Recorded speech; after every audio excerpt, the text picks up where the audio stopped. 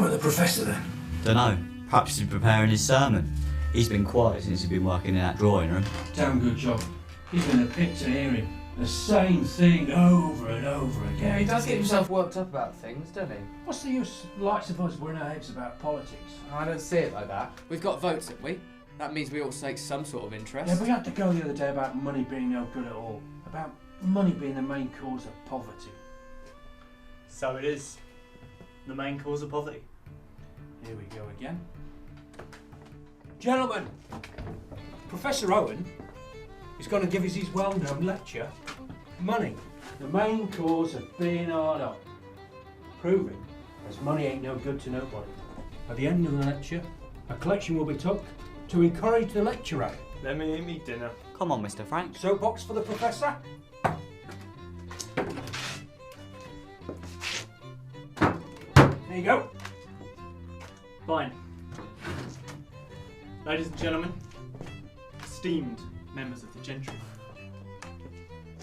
I'll show you the great money trick. Now, for the purposes of this demonstration, and perhaps you could spare me some bread as well. Thank you. Right, this bread represents all the raw materials that exist naturally in and on the world for the use of mankind. But it wasn't put there by human beings. No. It simply existed there, ever since the beginning of history, for the sustenance and benefit of all life. Like the air, like the light, the sun. Well, that's clear. Clear as mud. And I am a capitalist. Or, rather, the old capitalist class. Now, I own all of these raw materials. Doesn't matter how I got them, or whether I've got any right to them. The fact is that they all belong through inheritance or deals with friends to the landlord and capitalist class, me. Good enough. Now, you three are the working class. You've got nothing. While I own all of this, it's no good to me. Because what I need is what is made from the raw materials, from work. But I'm too lazy to do it myself, which is why I've invented the great money trick. So as you will all do it for me. Now, as well as owning all this, all these raw materials, these knives stand for the machinery, the tools of production, railways, factories, you name it. And these 3 coins, these stand for my money capital. Got it? We got it! Get on with it! Now, these 3 blocks are the things what are made from the raw materials by the labour with the aid of machinery. Right? We'll say that's a week's work, 3 of them. And these halfpennies, these stand for a sovereign each. Now this trick would work a lot better if I had real sovereigns, but I forgot to bring any with me. I'd lend you some, but I left me purse on the grand piano. The fact is, you lot all need work. And being as I am such a kind capitalist, I've invested all of my money into industries. So there's plenty of work. I'll pay you each £1 a week, and for a week's work, you have to produce me 3 of these blocks of bread. Then I'll give you your £1. I take what you produce, you can do whatever you want with your £1. Does that sound fair? Set to it then.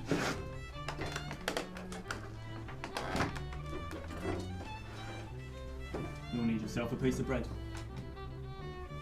Here you go.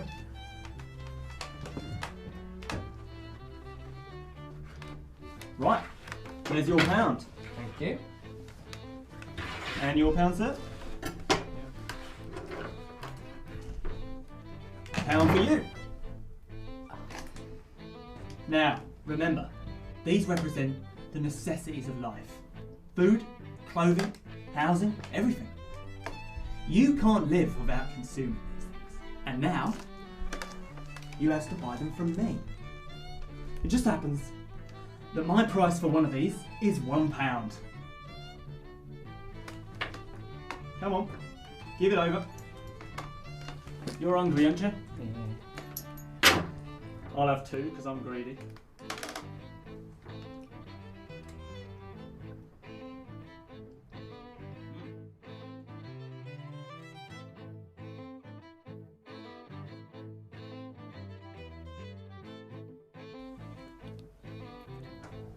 Right.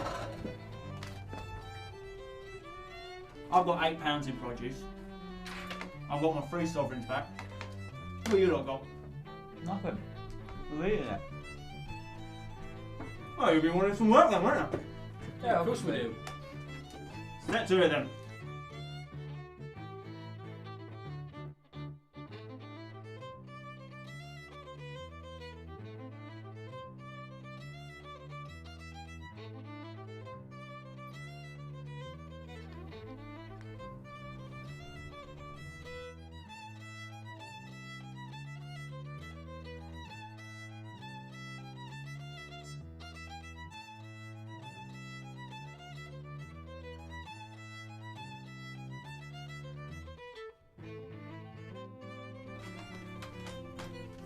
Yeah, what's going on then? Sorry lads, owing to overproduction, my warehouses are filled with the necessaries of life. So I'm afraid I'm going to have to shut down the works. Well, what are you meant to do then? Well, that's none of my business, is it? I've paid your wages. I've given you plenty of work for a very long time. There's no more work at present. Come back in a couple of months. What about the necessaries of life? We got to eat something, haven't we? Well, of course you have. And I'll be very pleased to sell you some. But we ain't got no bleeding money. Well, you don't expect me to give you my stuff for free, do you? You didn't work for me for free. I paid you. You should have saved something. Been more thrifty like me. Yeah, but if you don't give us something, what's to stop us taking it? Appeal to your sense of decency. It's fair play, isn't it? Don't wash with us, mate. We're hungry. If you're not a little more polite, I may be forced to get my friends, the police, down here, and they may be forced to bash your faces in order to protect an innocent man from a bunch of villains. What are we gonna do? Because I'm so very kind to you. A sovereign. Bless you, sir. And what are you going to do with that, my man? Buy food. If only there was someone as kind as me in charge of the country. Here, Mr. Kind Capitalist. Would you let us elect you to the Houses of Parliament? Christ! Quick, you lot! Get back to work before we all end up like old Jack!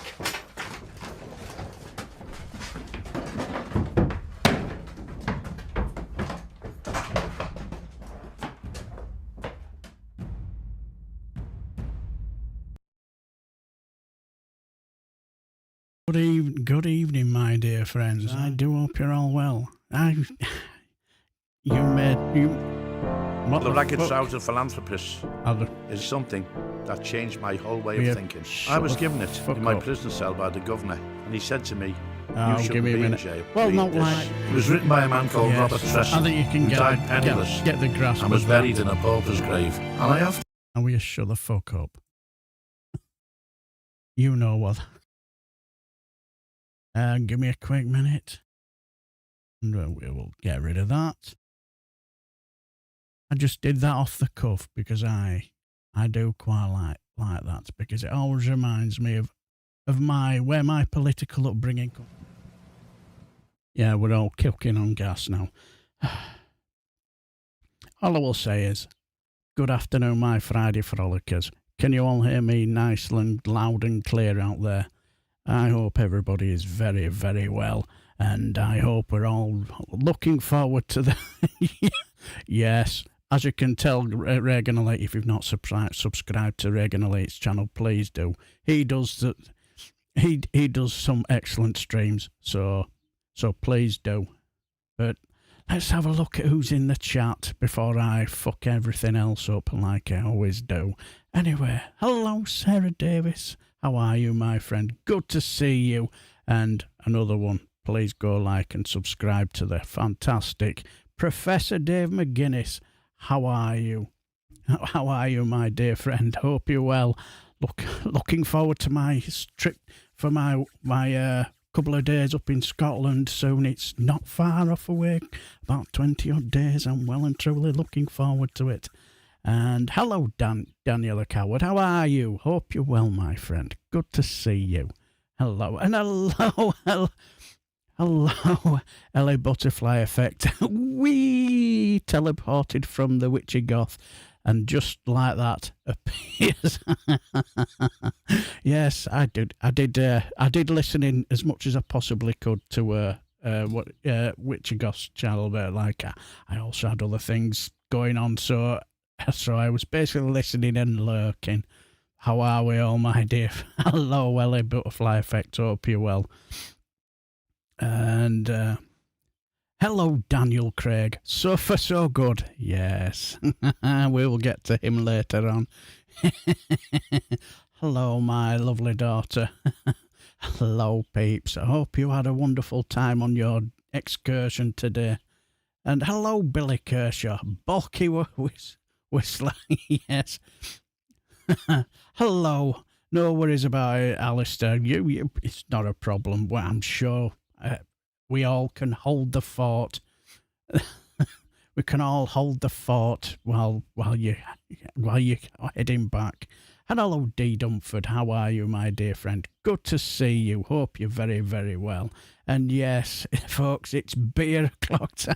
Yes, I'm going to have a couple of cheeky ones after this live stream. And hello, Alex Adams. How are you, my friend? And yes, keep that man out of IKEA. He's caused enough damage, that JD Vance. He most certainly has, hasn't he? And we will get to him later on, no doubt about it. And then we have, let's head off. And we have the fantastic, wonderful Sir Larry. Hello, Frolics, how are you, my friend? And I managed to find a little bit of a different bit of gammon time. It might just be a bit of an interesting one.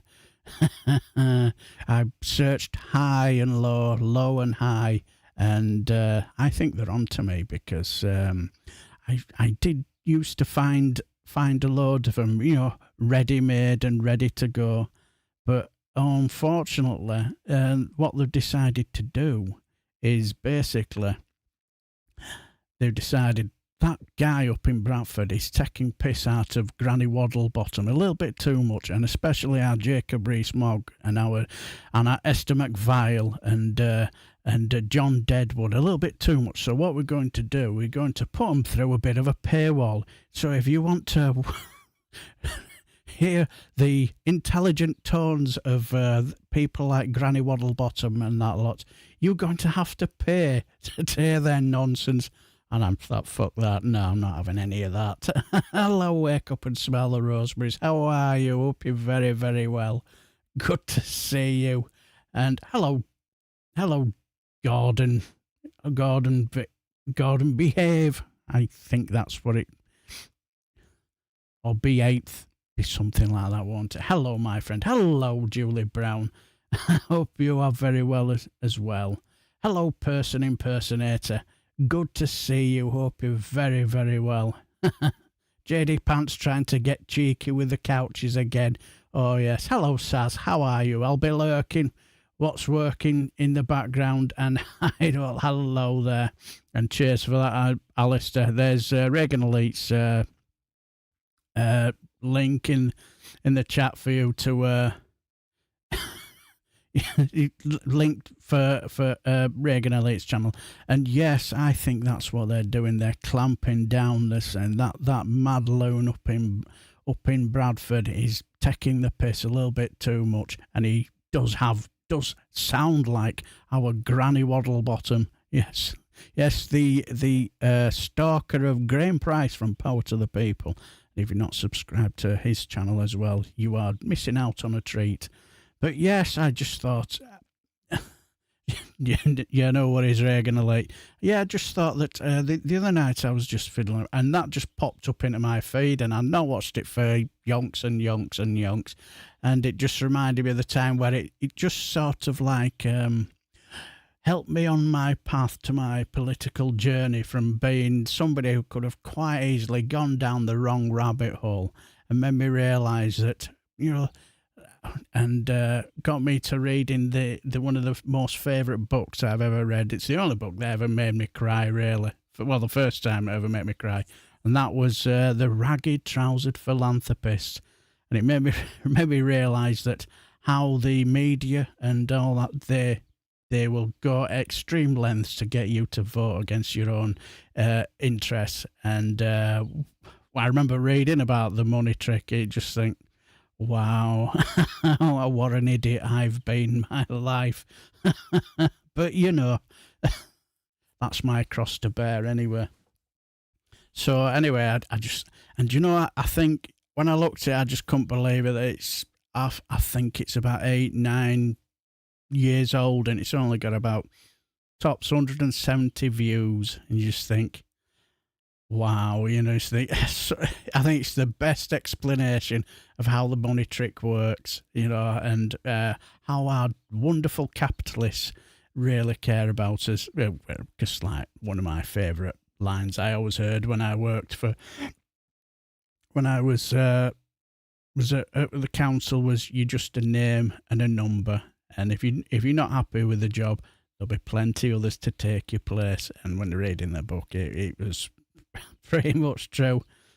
But anyway, we're not here for all that sadness. But I just thought it would, seem as though we had no gammon news this week, because I searched and searched and searched last week to find a gammon article, and could I find one? Could I bollocks? So I was not impressed. But anyway, we will just crack on. But I managed to find one with a little bit of difference. Cheers for that, Alistair. Witchy Goth's channel link is in the chat, and so is Sir Larry's as well. His link is in the chat if you are interested. He's done some fantastic productions for me. I'm always eternally grateful for what he does for my channel. He does some brilliant stuff. But anyway, let's crack on. Let's get on with the show, because let's get started now. Because let's get on with no. Now we're there now. It's like, remember? Did it start last week, or was it the week before? I could have been. Oops. I have no idea what's happened there.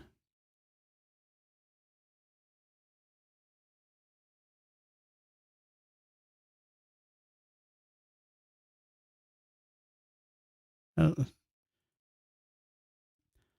don't know what's happened there. I might just have to do a bit of it's that.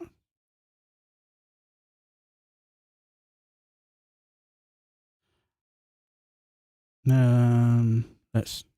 No, I don't understand. Something's gone wrong. Give me a quick minute.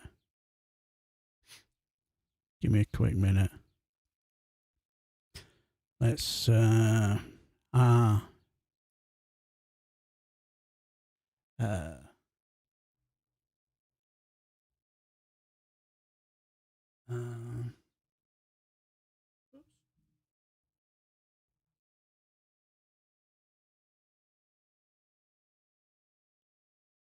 right.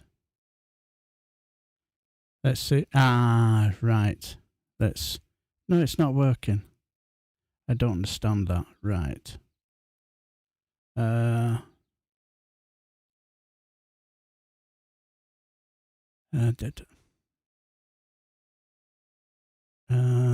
don't know why it's done that.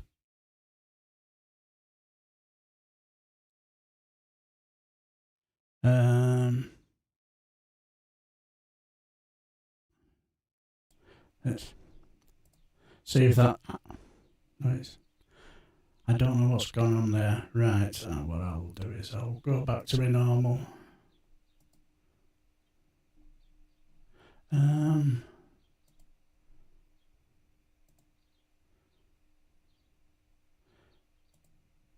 Try that. Is that no? Right. What we'll do is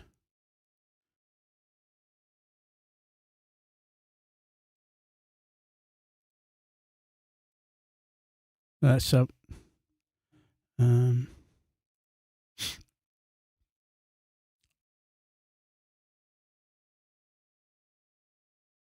Right. And down.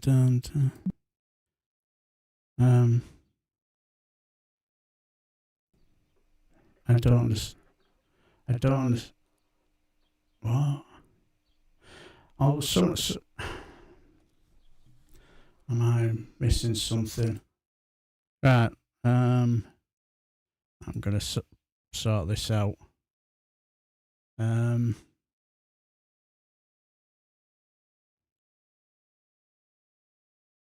I don't know.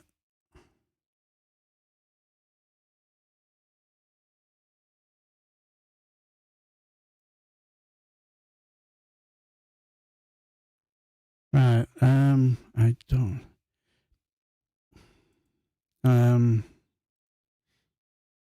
This is a bit of a pain. Right. I don't understand it. It seems to be going through my. So I'm missing something. Clearly, I'm missing. I've got it back on my. Yeah. No, but I noticed that my what basically had happened was that my for some strange reason my audio just seemed to switch off, and I don't understand why. Right.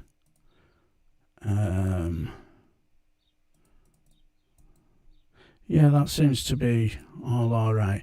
Give me a quick minute. So I'm just sorting this out. I don't understand why it's not. It seems to work. I seem to be hearing myself through my desktop audio, but yeah, I've just realised what I've done. Yeah, I've just realised what I've done. Duh. Yeah, of course I can hear myself now, because I'm going to have to sort out these audio mic things, because for a simple reason, I've got too many audio mixers in here, and I didn't realise that. Yeah, they're all sorted. So, what a dickhead I am sometimes. I do apologise. So, we're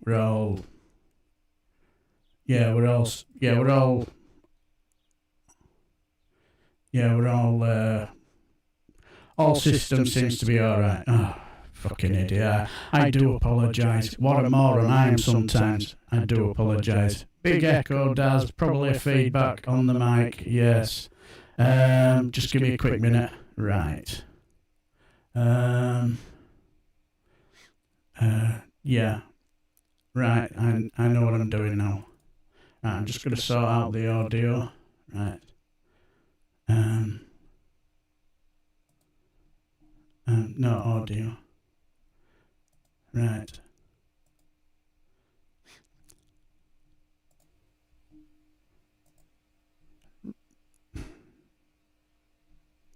Right.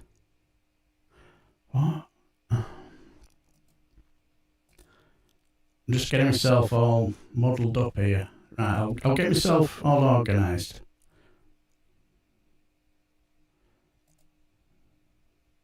Right.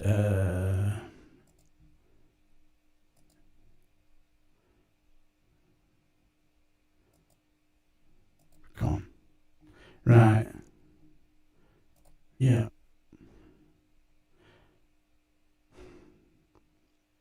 I don't understand what's going on here. Oh. Right. Give me a quick minute.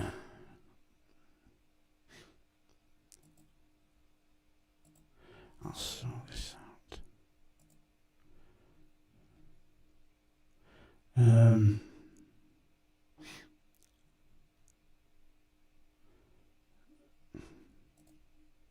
Is it this one? No. Right, we're sorted. I knew I fucking it. Yeah. Right, I'm sorry now. Right. But I don't understand why it's doing that.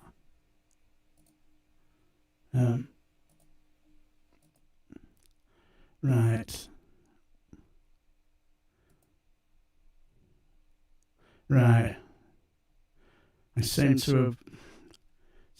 I don't understand why it's doing that with the desktop audio. Give me a quick minute.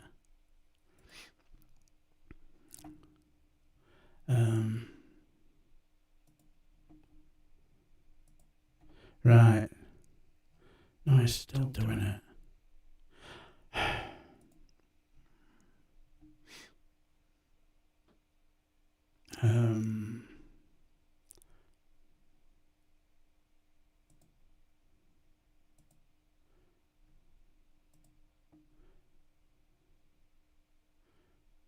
Right.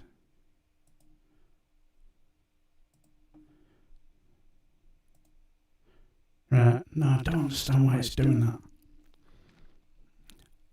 You see, I can hear it, see it coming through the desktop audio. That's the trouble. Right.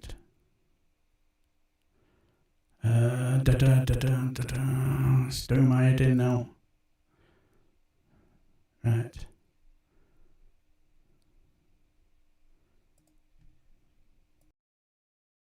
Right. Ah, right, I've got it sorted.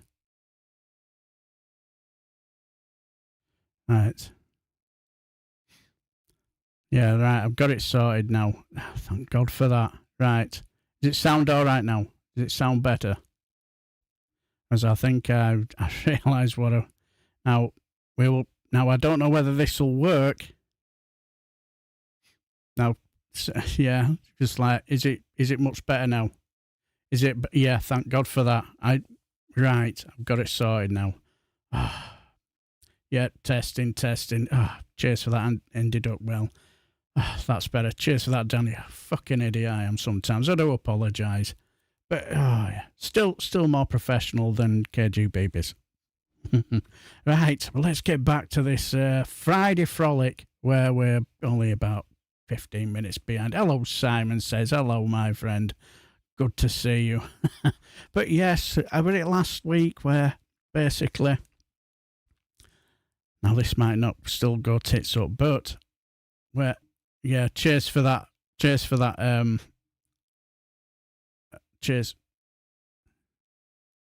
Yep, cheers for that, Alistair. Hello, Hassan Hussein. Good to see you, my friend. But yes, it was all last week where we do have a bit of a, you could say, a bit of a exclusive where we get to hear what was the idea behind that bit of a speech. Yes, it was from our Melania, or Malaria as we like to call it, where she rung in to ask. She had a bit of a flash of genius, and this is a conversation between the Tango Twiglet and now Malaria. Hello, Donna. And give me a quick minute.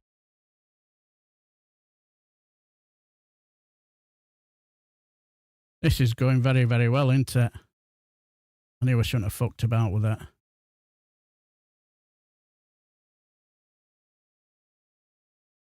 You're calling me? That's not a good sign. I don't get it.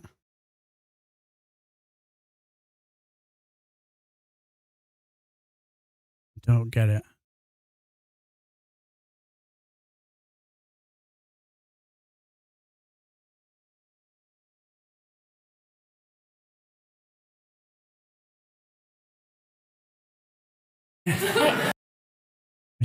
I just don't get.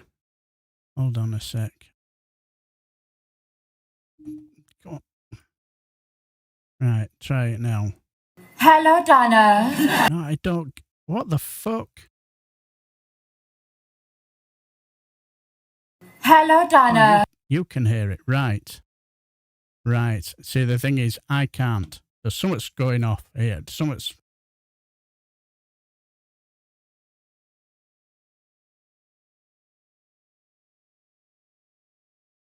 Right. Give me a quick. Give me a quick minute.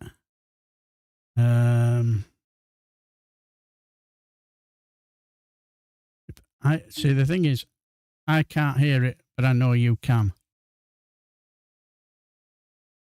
I don't understand what's gone. Yeah, I do now. Yeah, I do now. Yes.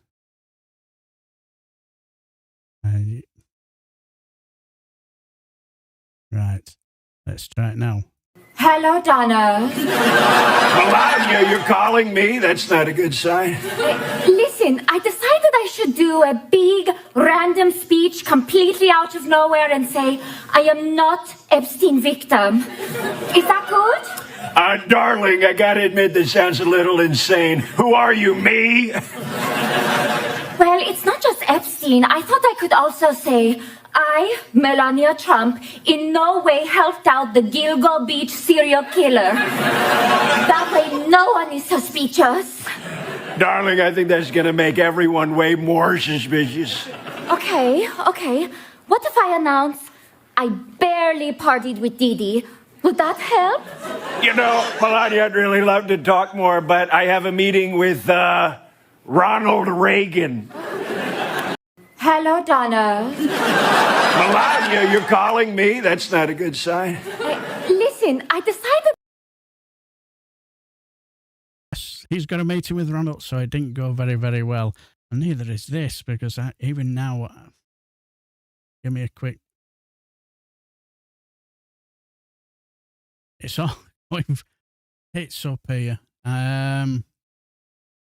Because it seems to be going through.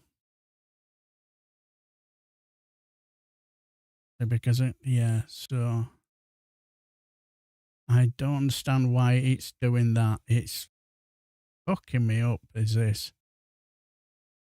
See, because the trouble is, then it seems to then go through my audio as well. That's something I'm gonna have to look up and sort out later on. I'll fuck about with it later on, but I'm just gonna have to carry on and suffer.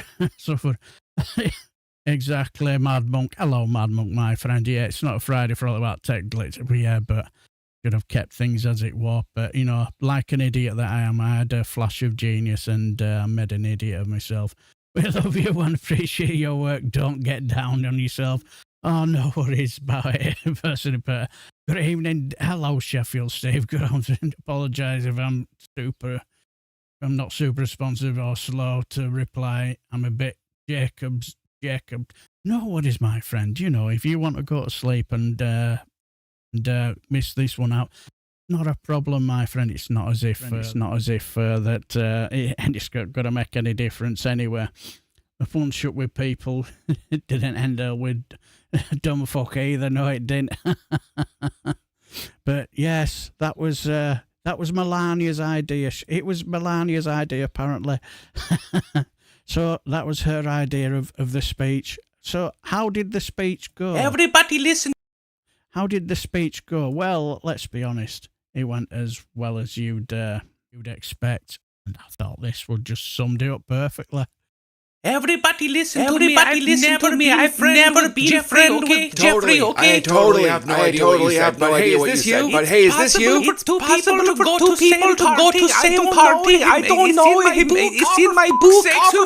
Sakes, who gave her a microphone? It's like every paragraph is a fucking survival challenge. This is not fair. It's very disrespectful. Thank God for the subtitles. Somebody find that guy. Give him a fucking raise. Donald and I do not know him. We don't do. Your words are doing parkour.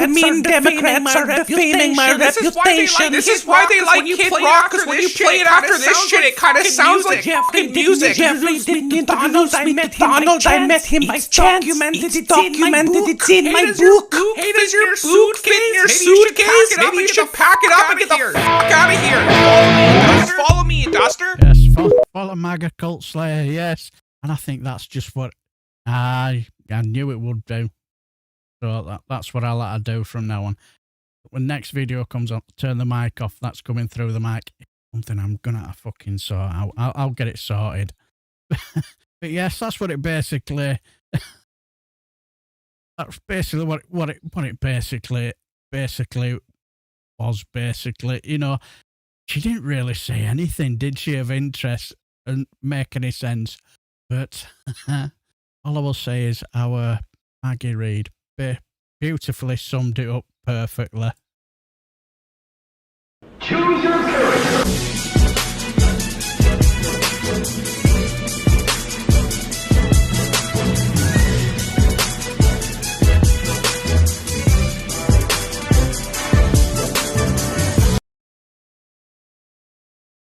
You've got to love the dancing bit here.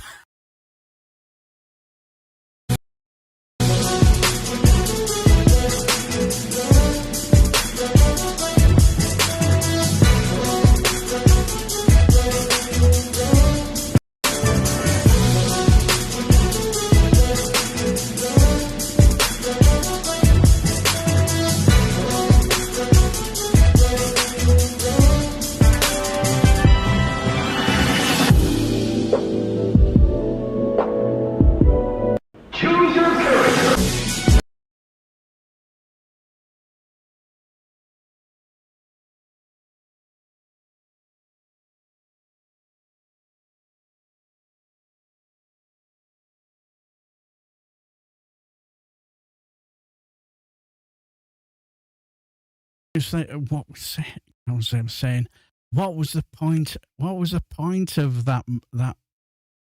She said, I didn't get it whatsoever. Because it was just odd, wasn't it? You know, he spent how many weeks in doing?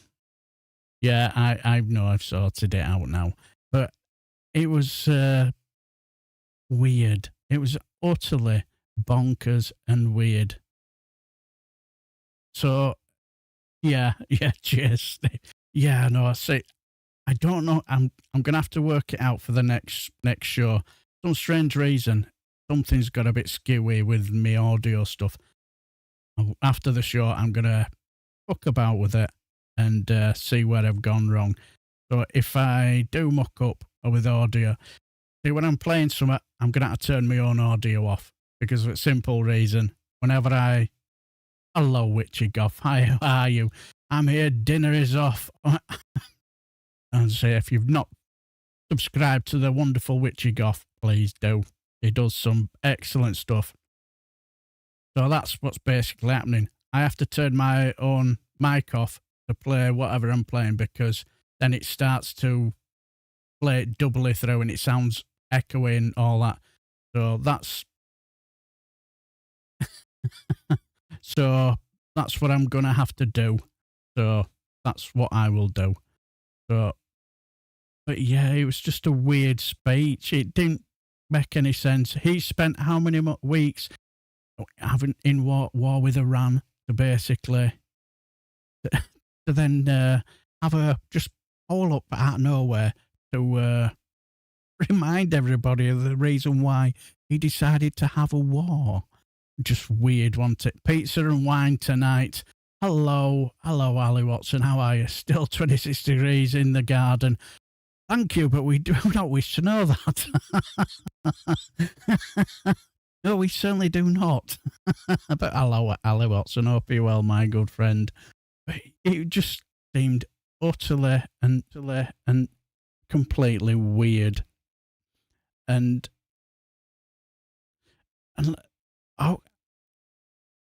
I was as I was sort of like looking, trying to get people, seeing people speak about. There was I saw this clip and I thought, and Chow, you know, technology is part of the Friday Frolics. You're not fucking wrong, but my God, I'm having a right nightmare here. Jesus Christ. But we will soldier on like we always do. It's not as if my Friday Frolics does my channel any favours anyway, so it's not a problem. Yeah, exactly, Mad Monk. Yeah, Ali Watson. Yeah, rub it in, why don't you? It's pissing down here in Glasgow. I have to say, an hour or two ago, it was absolutely siling it down. But now it's a bit of blue sky, and you just think, it was a bit fucking pointless. Now it's nearly 20 to 6 now, so what's the fucking point? But anyway, but I'll say, you just like you get people who are sort of like looking at it and Southwest France on the Mediterranean for a 5-month contract. Oh, very nice, very, very nice. But as I was, and I noticed this little bit of a clip, and it was from don't know if anybody's ever heard the Bulwark, and this was just interesting to say, we don't read your book, Melania. We didn't. I understand you're annoyed because you did detail this in your book, but we didn't read your book. I think we could all admit we didn't read your book, and this just made me chuckle. I am not Epstein's victim. Epstein did not introduce me to Donald Trump. I met my husband by chance at a New York City party in 1998. Pause. Quick pause. I had to Google this when it happened. He was married in 1998 to the second wife. I should just say. Continue. This initial encounter with my husband is documented in detail in my book, Melania. We didn't read your book, Melania. We didn't. I understand that you're annoyed because you did detail this in your book, but we didn't read your book. I think we could all admit we didn't read the book, and I did not watch the Amazon documentary. I'm so sorry. I'm aware that there was homework. I didn't do it. Tim Cook watched the documentary. There's 5 more minutes of it, but I feel like you get the gist at this point. I mean, I'm not sure.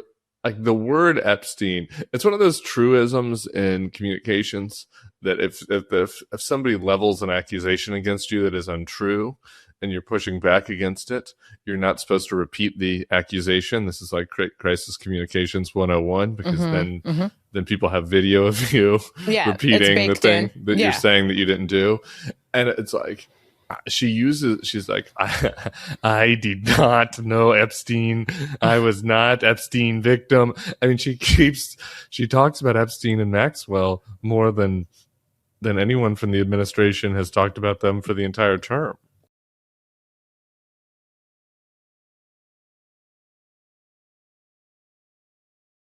And yes, exactly. Do you think that maybe it was a bit of something where she could maybe plug a book or something? I don't know. I didn't really understand the point of it. What was the point of it? I know it's funny when people order chai tea. But hello, Joe. Hello, Joe. How are you, my friend? Good to see you. But not a fan of France. Bad experience, but I could do with 20 degrees. Someone else can take the rest. Yeah, I know what you mean.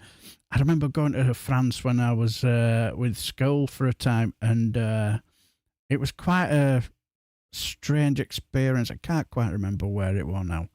And all I will say is that there was a riot while we were out, and it was a quite scary experience. It wasn't something I was used to. But mind you, that's the French way, I suppose. Why does Melania look like a dominatrix? Maybe that's what attracted our Trumpy Dumpty to him. To her, should I say. It's like maybe she gets all the whips and chains out. And I love it when she gets on her stiletto, stands all over me, turns me on, something chronic. I like it a lot. So you never know.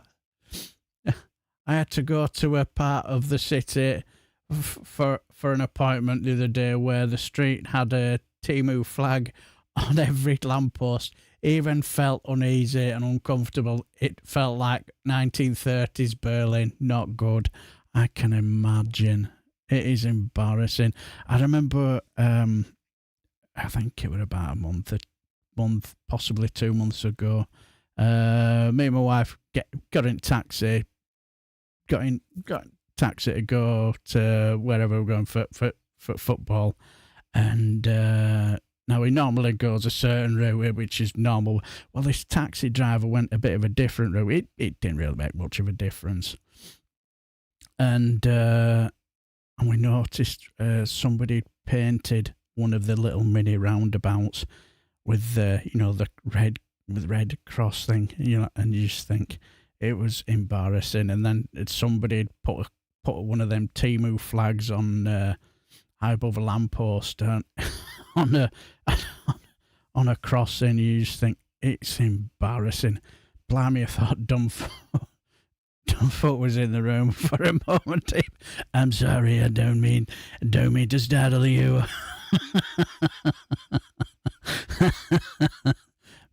But yes, I like Malaria when she gets out in her costumes, stilettos and all that. Oh, we have some fun times.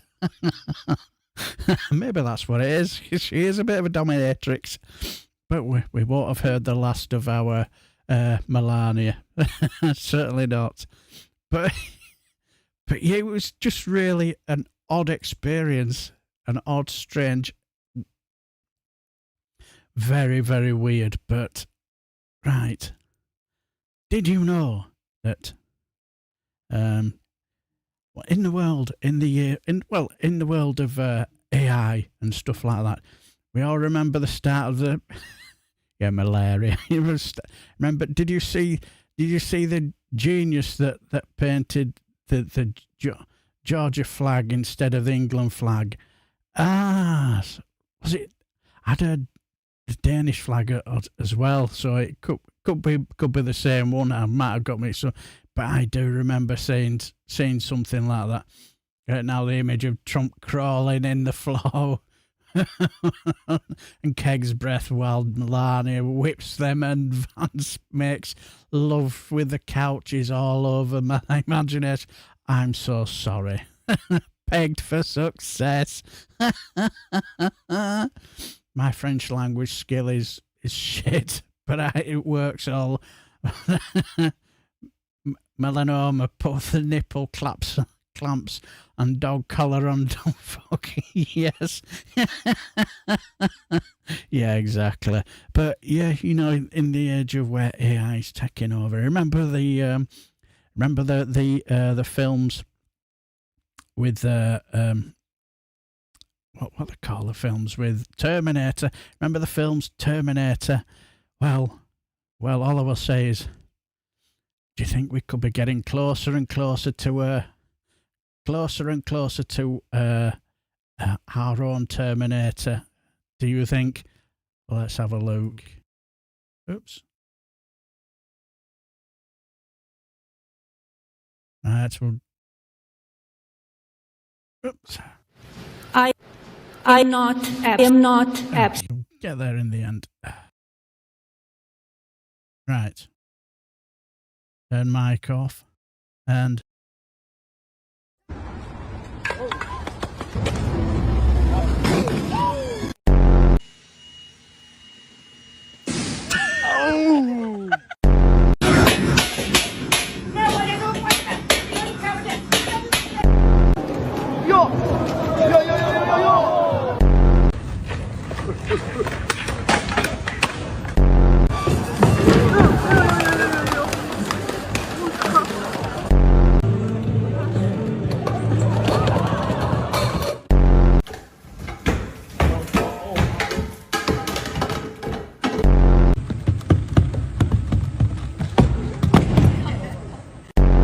Uy.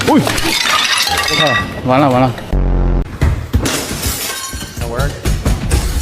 Oh my god.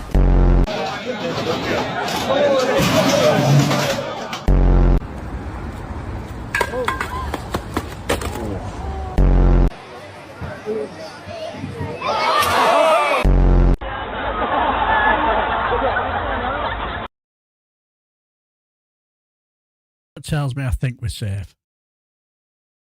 I think we're all right. That bloke on the YouTube had that sells investing in stock market. That XTB sounds like the Terminator. I always say, give me that. Give me your clothes and your motorcycle. It's time. Yes. Yes. Give me your clothes. Uzi 9mm. Always makes me laugh when you see them people who make them little short clips. You know, where he's got his singing pop songs or whatever. I still remember doing the Whitney Houston, I Want to Dance with Somebody. That was 4 minutes. That was fucking hilarious. Ed 209. Terminated. So yeah, I think we're quite safe on that department when it comes to you could say when it comes to what they call it, the machine's taking over. I think we've still got a long time to go. But anyway, and in the background there's a guy with a controller guys. These are so-called robots are toys. Yes, exactly. But like as I say, remember, it all went well last week, didn't it? It it would not be a happy finish, you're not right. But you're not wrong there, should I say? But remember last Friday? Or was it last? No, it was probably Sunday, wasn't it? Well, it wasn't Sunday. It was more like on the Thursday when a certain individual decided to not only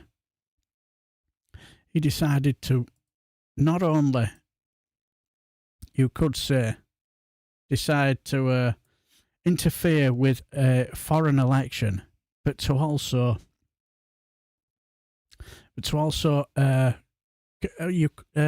complain about the European Union interfering in foreign elections. Yes, we're talking about the one, the only JD Pants, you could say. Yes, he headed over to Bucharest, didn't he, to do something that I don't think any other vice president has ever done. Travel over to another country to tell the people to ignore the other people and listen to me because I know what's best for you, and I'm not getting involved and interfering in your election while interfering with your election. Well, let's just say that we have a little Friday Frolic exclusive. Yes, we get a little bit to see some of his absolutely stirring speech. And let's just say he absolutely tore the place down. Yeah.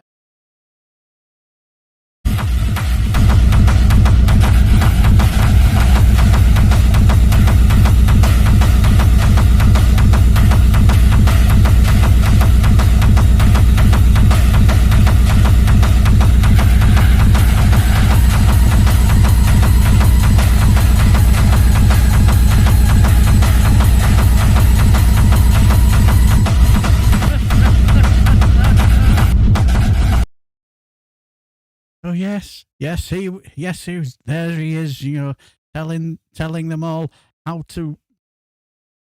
He's there telling them all how to vote. Yes, look at him go. Look at that man move. Yeah, it's busting some moves, telling them how to basically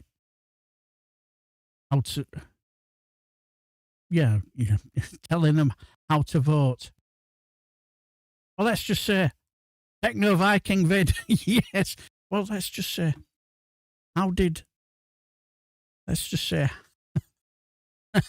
hello, Cumray, how are you, my friend? Is that how he dances after banging a couch? We'll get to that later on. Hello, my friend. What is this, J.D. Vance in Hungary? Yes, that's his speech. That was him, rallying the troops, for one last push. And how did his stirring speech go for the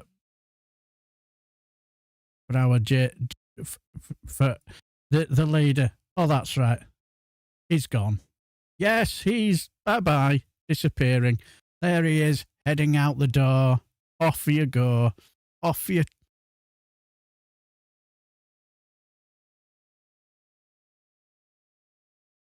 Yes, off you go. Off you pop.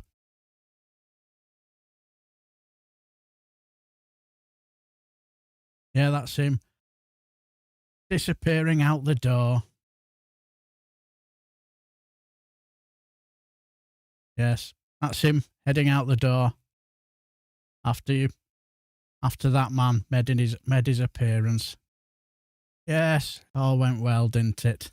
Oh, but he's going back to his... Yes, he certainly is. He's heading out the door. But Weeby Auburn, yes. So, oh dear. As that old saying goes, oh dear, how sad. Never mind. Oh dear. Bye-bye, Victor. Ta-ta. Off you pop. Bye-de-bye. Bye-bye. Bye-bye. Bye-bye. Bye-bye. Bye-bye. Bye-bye. Bye-bye. Bye-bye. Yes. Could have happened to a nicer bloke as well. But yes, had his treks and trepidations finished? Oh no, he still had you could say he had another important trip that he had to sort out. Yes, he had to sort out the situation within the Middle East. You know what basically happened. That's basically has happened in the Middle East. So, Techno Viking dance. Cheers for that, Alistair. Much appreciated. But yes, he had another trip, important trip he had to go to. Yes, that was to another part of the world, where he had to sort out the mess within the Middle East. And let's just say, you could say it went as well as expected. It was a time of chaos, a time of retardation, and a time of heroism. I came looking for the one they said would bring balance and peace to the desert people. Two rogue religions were at war for thousands of years. However, everyone in the galaxy was super tired of it. Son of a fucking bitch, were we tired of hearing about it. Our story begins, as all great stories do, with a middle-aged, heavy-set, balding guy named J.D. Vance. Justice Delight Vance, I believe, is what J.D. stands for. Armed with nothing other than his wits and a laser sword, he set his sights upon a seemingly impossible goal: apprehend or kill everyone who refused to end the war. Before he'd attempt to end the war, though, he knew it would better serve him to set his sights on cleaning up his home planet, which had been plagued with poison, corruption, and homosexual pornography.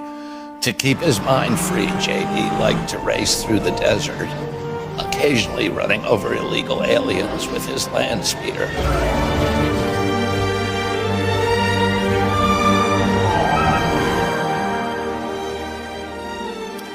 J.D. needed allies, so he went off to kick the crap out of some intergalactic filth and see if he could make a few friends along the way.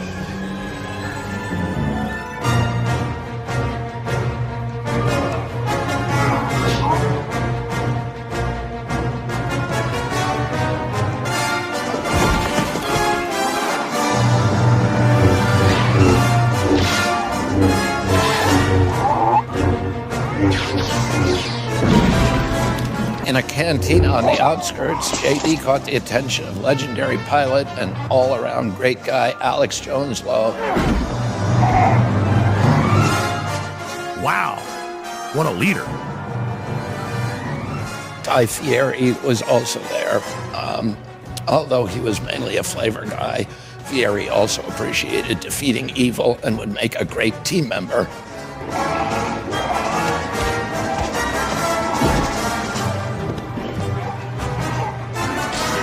Those fight moves are next level gangster. Not unlike loaded cheese fries.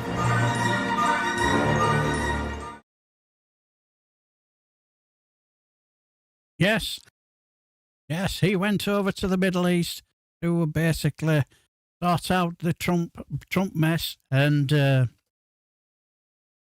you can say, he left empty-handed, and then after a long, arduous trekking around Hungary and Budapest, and then to the Middle East, he went home. He came home to be greeted at the airport by the love of his life.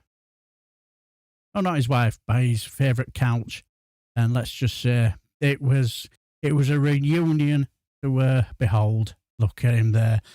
Well, that's far too much information. Oh, calm down. Get a room, you two. Oh, that's disgusting. Yeah, you're not wrong. Technical difficulties. I feel their fucking pain.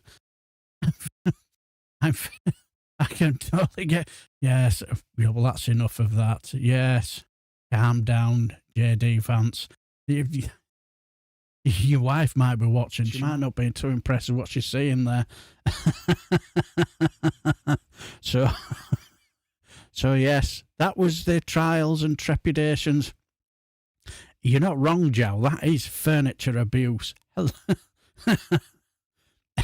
Yes, absolutely furniture abuse. So yes, after a week of failures, he came home to basically spend a romantic evening with the love of his life. Not his wife, just his favourite couch.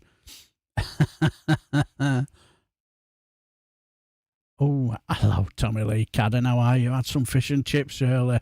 My stomach is prepped. Yes, you're not wrong. That was our complete bonehead. That is RF Kennedy. So yes, couch porn. Eddie Vance. Yes. Oh, what a romantic reunion. Shady and his love. You're not wrong.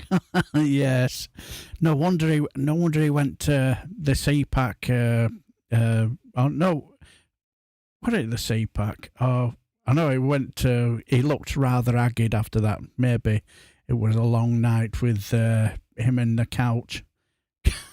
Casting couch is a bit different for Vance. He took the couch and left the couch. Yes, surely can. Yes, unfortunately there are many stories regarding RFK and animals leaving a dead bear in Central Park, removing the penis of a dead raccoon, like sincere redneck. He's not exactly what you call somebody who you could take advice on when it comes to your health. Hello, cousin it. How are you, my friend? So yes, that was so. All's well that ends well, but something tells me I don't think that you could say, J.D. Vance will be the inspiration for MAGA once our Cankles McTaco Tits has either shifted from this mortal coil, or they've decided, yeah, we're going to have to get rid of him because he's just basically an idiot, isn't he? But anyway, let's crack on. After seeing we're not quite finished yet. No, we have not quite finished yet. I found this I didn't. I don't know if our good friend Reagan Elite is still in the chat, but let's just say our Reagan, he found this little pearl. It's an absolute belter. This is well worth a watch. I get the feeling this is a bit of an old one, but it's so funny. Because whenever he goes out in public, he always seems to get caught out, doesn't he? People love to take the piss out of him. And no more than this. This is hilarious. Yes, our good friend Regan is still here. Yes, thank you for highlighting me this little belter. This is brilliant. Enjoy, my friends, as we wave bye-bye to the one, the only, the one and only, our Agger JD Vance. That's the president. He said, "What's a president?" Hey, JD, I got your book. Okay. And I just had one question for you. Can I finish my remarks first? Yeah, I just want to know if I could get a refund. I didn't like the book very much. All right. It's $16.99. You're gonna go. $21 in Canada. Could I have $16.99 plus tax? No, you can't. Do either of you guys have cash on you? No. Just $16.99 plus tax. You're gonna need to go. It just wasn't that good. I didn't find the the main character wasn't very likable. That's the president. He said, "What's a president?" Although this is the character wasn't very likable. No shit, Sherlock. All I'll say is thank you. Thank you, Regan, for sending me that. That was hilarious. Has anyone watched the film version of Hillbilly Elegy? No, I haven't. This guy has a big pair of top bloke. I'm trying to think what they call them now. They'd usually go to the good liars. That's it, Larry. Cheers for that. I couldn't think of the name. They go to all them MAGA rallies and just tie him up in knots. It was being nice, just asking for a refund. I totally agree, Reagan. Let's be honest, the customer is always right.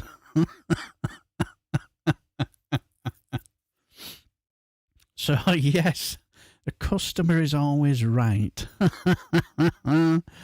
But, yes, some of them are so funny because, it's so easy with some of them. They are just absolutely bona fide bonkers, aren't you? But yeah, how much? $16.99. Fucking hell, that's a lot of money, isn't it? Especially if you can't afford it. Does Vance have customer service? Probably not.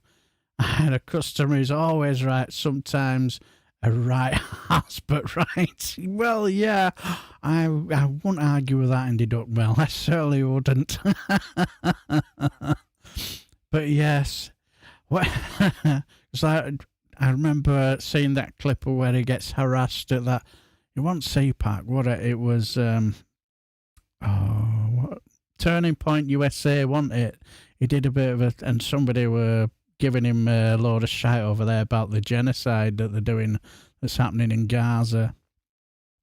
So Frogface is manhandling a pensioner and Rick. Yes, I saw it. Yeah, there's your man of the people credentials, isn't it?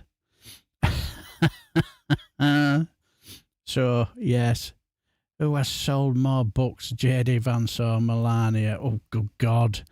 Now, that is a question and a half, Daniela. That I have to say, that is a question and a half. Oof, I think that'll be close.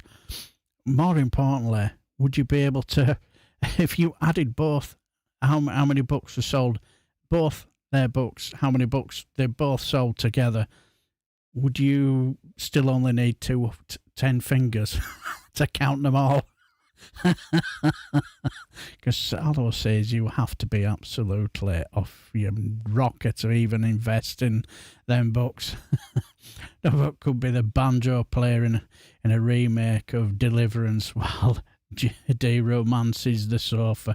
Oh, good God. Now there's an image of Sheffield, Steve, I've got to say. Oh, yeah, who has provided more warmth from burning their book is the question. Yeah, that's a good idea. Yeah. So yes, not been a good week for our JD Pants. He's been getting slathered all over the place, hasn't he?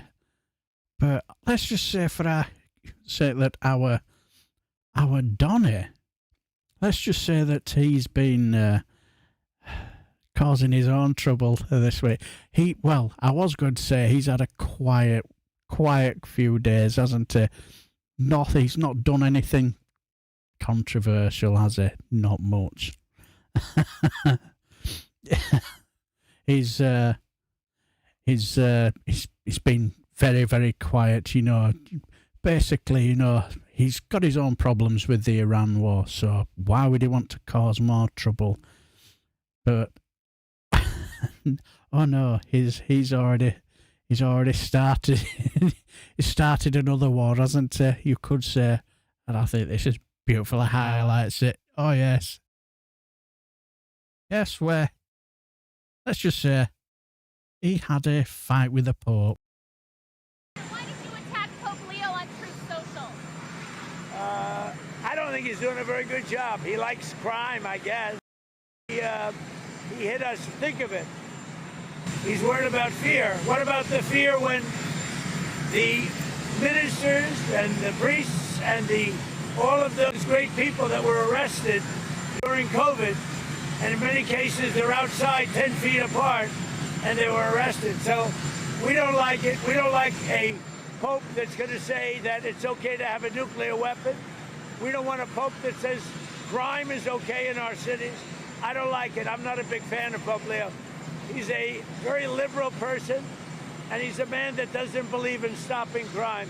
He's a man that doesn't think that we should be toying with a country that wants a nuclear weapon so they can blow up the world. No, I'm not a fan of Pope Leo.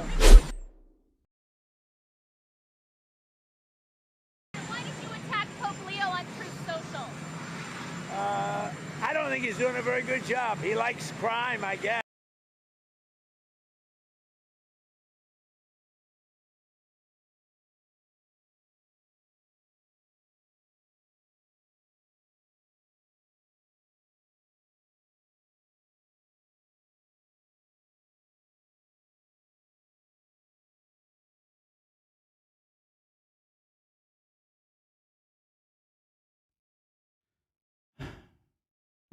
Right. Right. Just out of interest, did you guys hear that? Because I didn't. I'm having all sorts of problems with my audio tonight. I'm going to have to maybe have a resort out of my audio because it's going all to pot all over the place. So, but yes, that was, yes, you could say there was no audio. See, the thing is, I can't hear that. That's the thing. So all of a sudden, it's just gone very, very quiet, and I don't understand why. But yeah. So yes, I'll just have to fly blind. It's all falling apart, this show, but never mind. Fix it with an hammer. Fucking hell, more like fix it by throwing out the window, wasn't it? Was it? UFC fight video is very funny. Pope v. Dumb in the octagon. I have seen it, yes. I heard that, pardon. Who said that? But yes, he decided that he was not content with the video had sound, yes. Yeah. See, the thing is, for some strange reason, I couldn't hear it, and I don't understand why. But I will soldier on it. If you can hear it, that's the main thing. That's all that matters. So we will plod on, and well, I'll do it. So I think after the show, I'm gonna have a fuck about with all my sources and scenes, and start from scratch and get it all sorted for next week.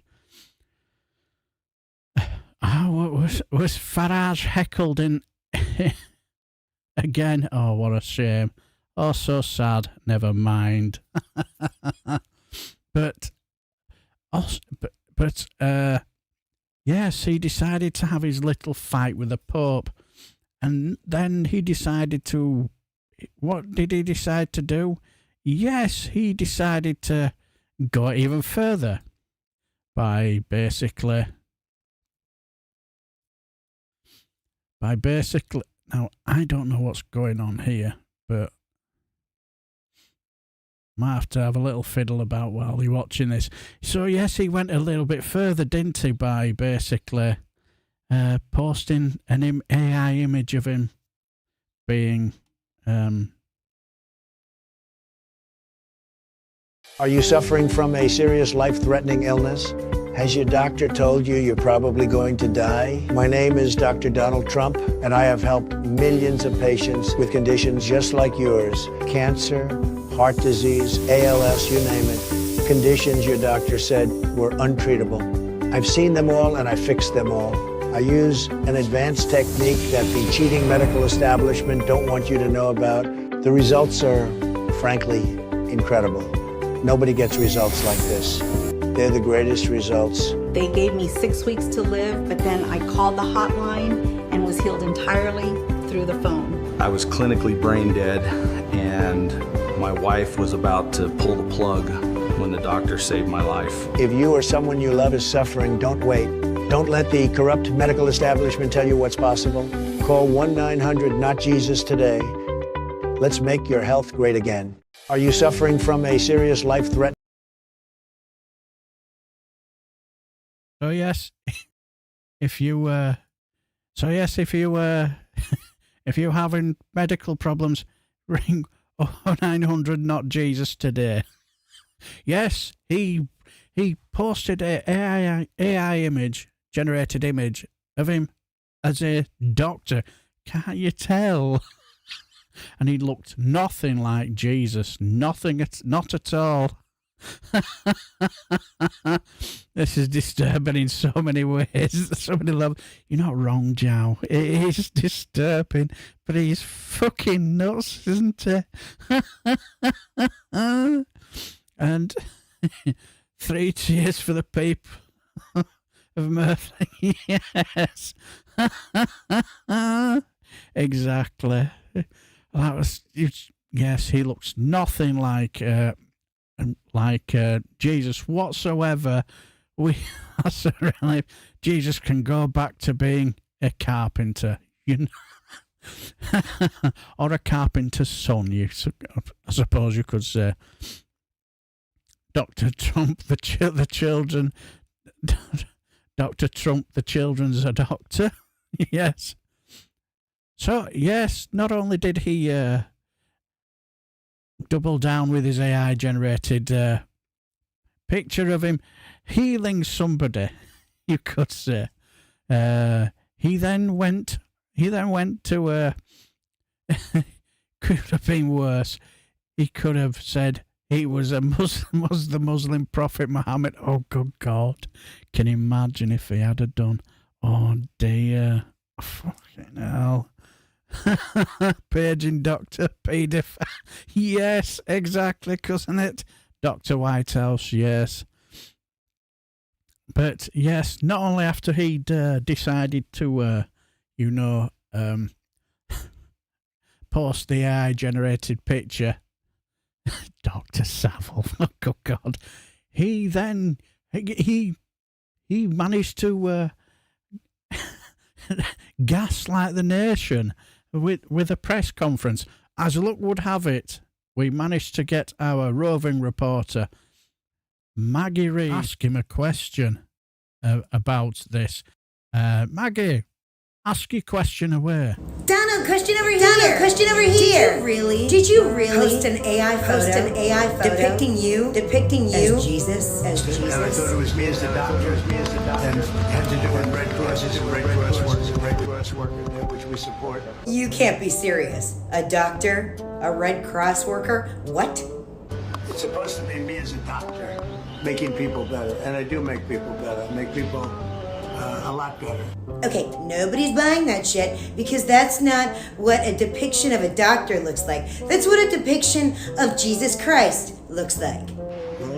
And secondly, if you actually thought that that AI photo was an actual depiction of a doctor making people better, well then you just outed yourself as the dumbest fucking person on the planet. So, you're either a raging dumbass that can't tell the difference between an obvious Jesus depiction versus a doctor, or you are a blasphemous narcissist and a raging dumbass. So which one is it? You're a fucking loser!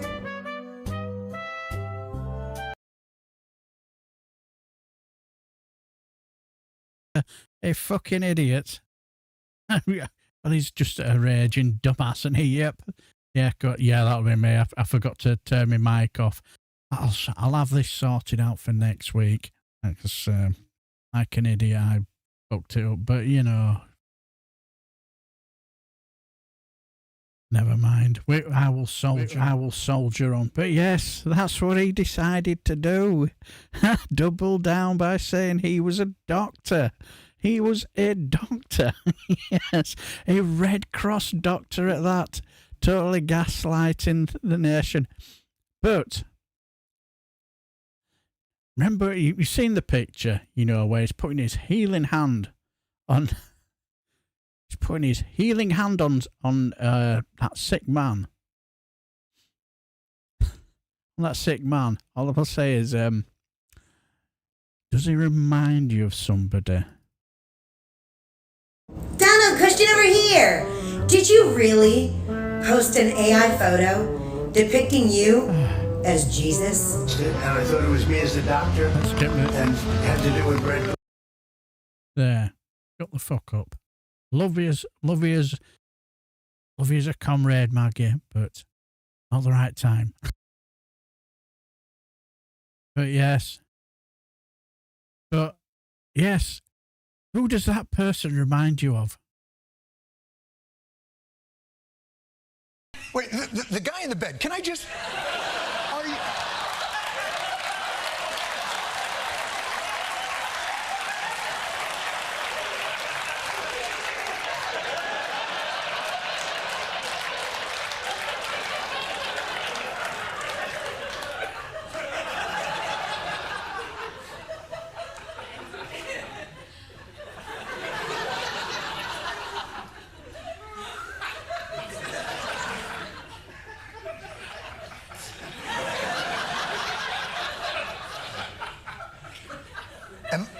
Am I okay?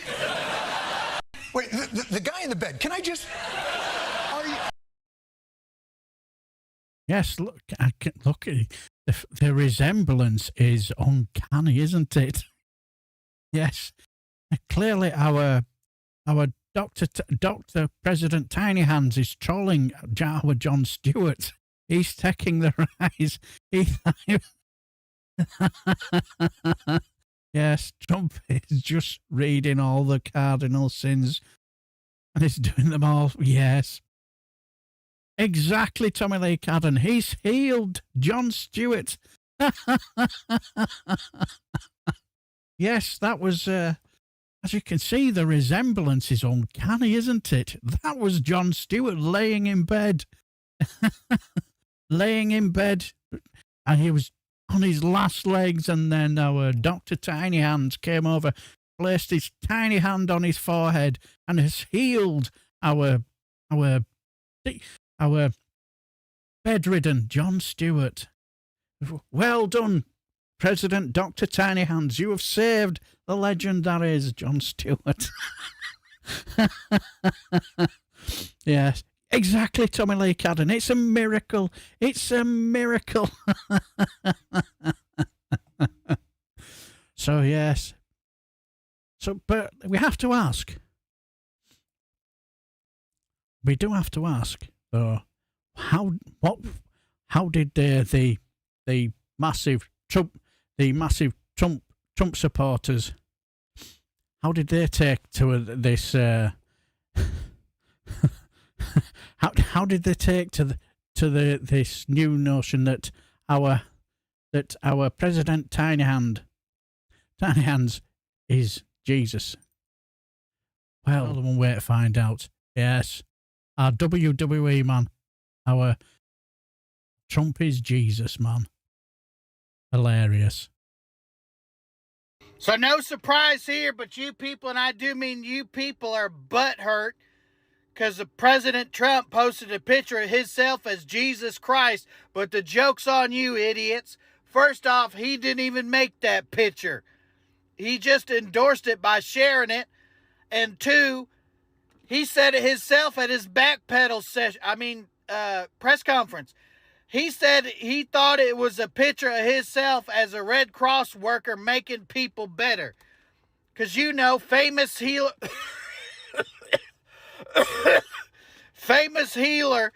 whose health plan is coming in just 2 short weeks, Donald J. Trump. Besides, why would he post a picture as himself as Jesus? He's Muslim. Don't you remember on Easter when he said, praise be to Allah, and then threatened to murder a whole civilization? That doesn't sound very Christian to me, stupid. He just thought it was a picture of himself. Because I'll break it down for you, you smooth brains. He's the smartest. He's got a big brain. He's a deal maker, a genius. He's playing 38 double D chess every step of the way. Somebody does something, he whips out them 38 double Ds, and he says, not so fast, because he's ahead of everybody. And he's 79, so you got to cut him some slack. Because he thought it was him, not Jesus. As a matter of fact, we wouldn't even be able to pick out Jesus out of a lineup. That's how much that picture wasn't a Jesus. Same goes for me. I wouldn't know Jesus if it came up to me, golden-haired, red-tied, and orange-tinted. I mean, have you even seen the picture? It's beautiful. Already got it mounted in the dining room. It's of Jesus H. Trump healing Jon Stewart of his liberalism. You got nurses and soldiers and people praying the Statue of Liberty next to the Lincoln Memorial, because that makes sense. And watching in the background is a few dead soldiers, which really makes sense. And in between them is Mothman, a.k.a. Harbinger of Doom, which makes the most sense when you think about it, which I haven't. So yeah, it wasn't of Jesus. And besides, if it was, I mean, who died and made him Savior anyways?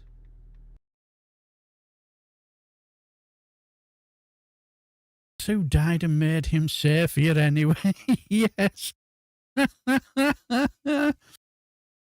And the thing is, conclusive proof. Here he is, as a doctor healing Jon Stewart. Look there, not doctor. Doctor. We aren't this stupid. Oh, I don't know. Yes, there's not conclusive proof. He's healing our Jon Stewart of his liberalism. Here's one thing we didn't want to happen. Hello, Shatner's Basson. How are you? How are you, my good friend? I hope you're very, very well. Oh dear, yes. Holy shit, it's a Mothman. Fuck. Yes.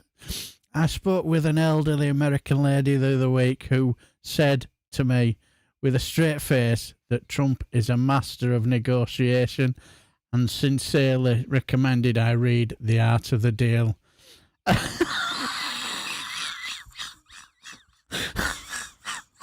Oh dear. Said that with a straight face. I'd have fallen out of my chair in hysterics laughing. I just wouldn't be able to take anything she said seriously. Oh dear. Trump is the crazy world of Arthur Brown, yes. Bloody Ryanair won't say what airport I'm going to, and I am getting picked up. But from where? Oh, that's no good. And you don't. Well, I hope you get all that sorted out.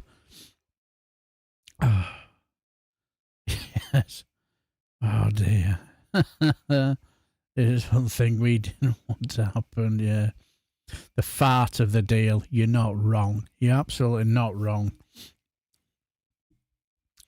You're totally not wrong. So, anyway. Yeah, that was our Donald Trump having what you would class as a quiet week. Yes, that was him having a quiet week. But now we're going to head back to the First Lady, because she had something to say about his, you could say, his brain fart about, our Donald saying he's Jesus, and mentions about the situation about her speech, and let's just say she leaves it in no uncertain terms how much she absolutely adores and loves her husband. And she leaves it in no doubt whatsoever. All the rumours about them living apart, totally not true.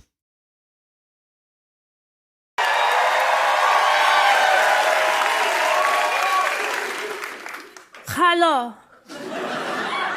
Last week, I held an extremely WTF press conference where I explained that I never spent any time with Jeffrey Epstein except for all the time I spent with Jeffrey Epstein.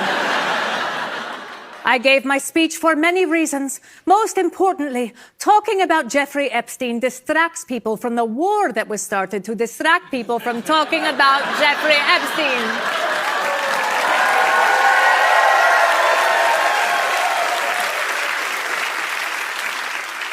Yesterday, that war got worse when the president decided to blockade the Strait of Hormuz.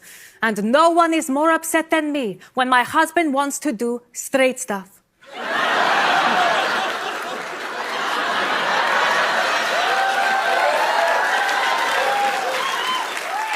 So, to once again distract from the war, I would like to make the following announcements. Just as I rarely hung out with Jeffrey Epstein, I rarely cooked with Jeffrey Dahmer.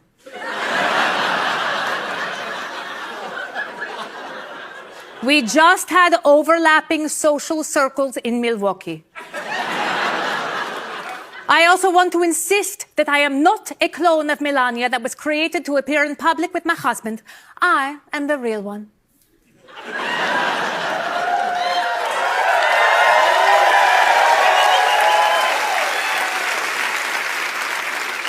Last, I want to put the rumors of marital trouble to rest by saying I live at the White House and I am absolutely in love with my husband.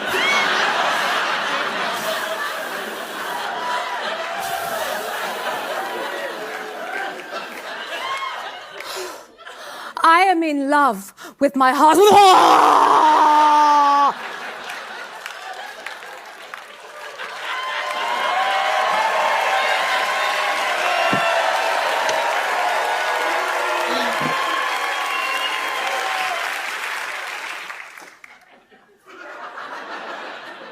I am in love with my heart. Oh, I can't do it. Bring in the clone.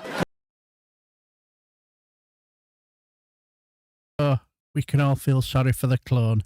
Yes, the clone, because imagine what that clone has to deal with. Maniac, the sooner he is asylum, the better. Totally agree, one Gerard. Hello, my friend. Hope you're well. Jeffrey never... I'm glad to hear that, Sir Larry. So yes, there's conclusive proof that her undying love for her husband has died a long time ago. Yes, died a long time ago. So yes, that was So that was the First Lady addressing the situation about our Dr. Tiny Hands thinking he's God, and addressing the situation addressing her love for, well, her lack of love for our President Tiny Hands. But anyway, guess who had something to say about this? Yes, a certain person from high above, much higher than the Pope. They were not happy with our Donald Trump's AI generated image, and he had something to say about it.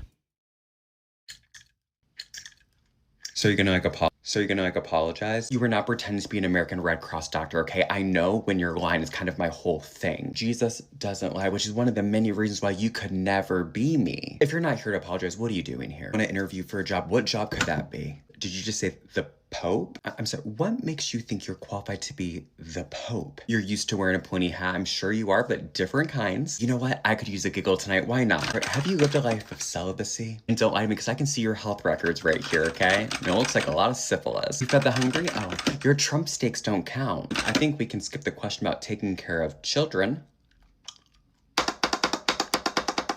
Let's look over the 7 deadly sins here. Gluttony. Check. Greed, lust, pride, check, check, check. But oh no, pride does not mean gay, though being gay is not a sin, but being a dumb fuck is. Here's the thing, babes, you're probably the worst person I've ever met, and I know Satan. So while I did have fun humbling you for a moment, I'm gonna need you to take your unholy ass out of my office. But be sure to take a mental picture, because it's the only time you're ever gonna see heaven. And stop pissing me off before I come back down there for a divine intervention, okay? That's all. You can go back down there and finish molding now.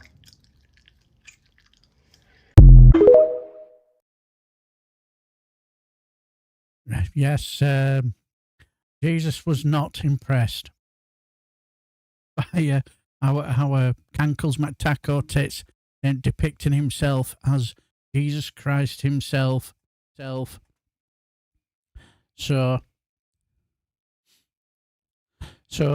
there you have it. So something tells me that Jesus was right. is right about the fact that he will not be seeing the inside of the waiting room of heaven. Well, that's if heaven exists. I have my doubts. You know, I'm not really one for religion, but anyway, let's just. What did our? Like, we're going to have to bump into our Cankles, because when he did his latest rally. And let's just say, I think there is something we really need to talk about. Yes, sorry, we're going to have to do this. Listen to the Orange Tango Twiglet himself. Take it away. Look at the muscles in this guy. Look at the muscles in this guy. Could you stand up? Look at that guy. Could you stand up? Look at that guy. You in the beautiful white shirt. Look at this guy. Look at this guy. Holy mackerel. I'm looking at him. I always wanted to look like that. I just didn't want to do the work. You look good. Don't let anyone stop you. You look good. Look at the muscles in this guy. Excuse me. Could you stand up? Look at that guy. You in the beautiful white shirt. Would you? Look at this guy. Holy mackerel. I'm looking at him. I always wanted to look like that. I just didn't want to do the work. You look good. Don't let anyone stop you. You look good.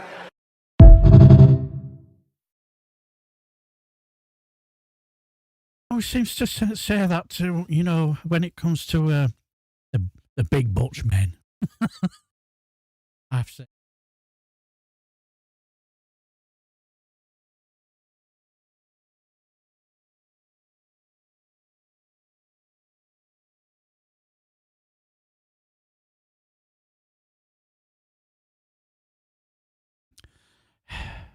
I will get this sorted out next week, definitely. It makes me laugh because, when they were talking about Jack Nicholson's rather huge wang or something, and he did a sketch on that. That was so funny. So funny. But yes, Trump likes the village people, Bubba, and praises strongmen, and seems to like to be surrounded by big butchy men. Yes. Yeah, I know. Wake up and smell the roseberries. It's been hard work tonight, but we're nearly there. We're not far off to the finish. And then tonight I'm going to fuck about with this and get it sorted because I've done something that's fucked it up. So it's my fault. Yeah, exactly, Joe. Just get out and admit it. Yeah, it's like usually those who attack the LGBTQ community are usually one of them. How many people have you seen attacking homosexuality? Are usually frustrated homosexuals, and are usually caught in compromising positions with with gay men. It seems to happen a lot, doesn't it? But yes, exactly. Arnold Palmer, that's it, yes. Oh, see, don't you want to wake up and smell the rose? I'm going to have it sorted by Jove tonight. Or else my name isn't Doreen. Or is my name is Doreen? It's one or the other anyway. But yes, maybe that is why Trump is such a frustrated little tiny hands twerp. You're probably right, Joe, because I always say that people like that, they just reek of insecurities, don't they? But right, what I will do. Let's have a bit of a good. This might work, and then again, it might not. This is a bit of good news. Right, let's see. Now, what I'm going to do, say it first. See, because it might work, and then again, might not. And if it doesn't, then. Know what I'll do. So, studio-wise, so, right. See if it works. No. Typical. Oh my, but it seemed to work this time before, so I'll try again. Right. See. No. Right. What I'll do is I'll just. I will get there in the end. Right. Da-da-da-da-da. Right. No, it's not having it. Right. Maybe that's where I'm going wrong. Right. No, it's not having it. Right. One last time. If it don't fucking work, fuck it. Right.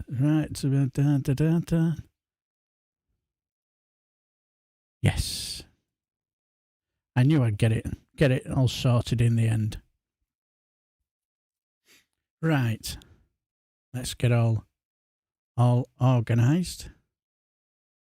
Move that out of the way. Right. With bit of good news, you could say.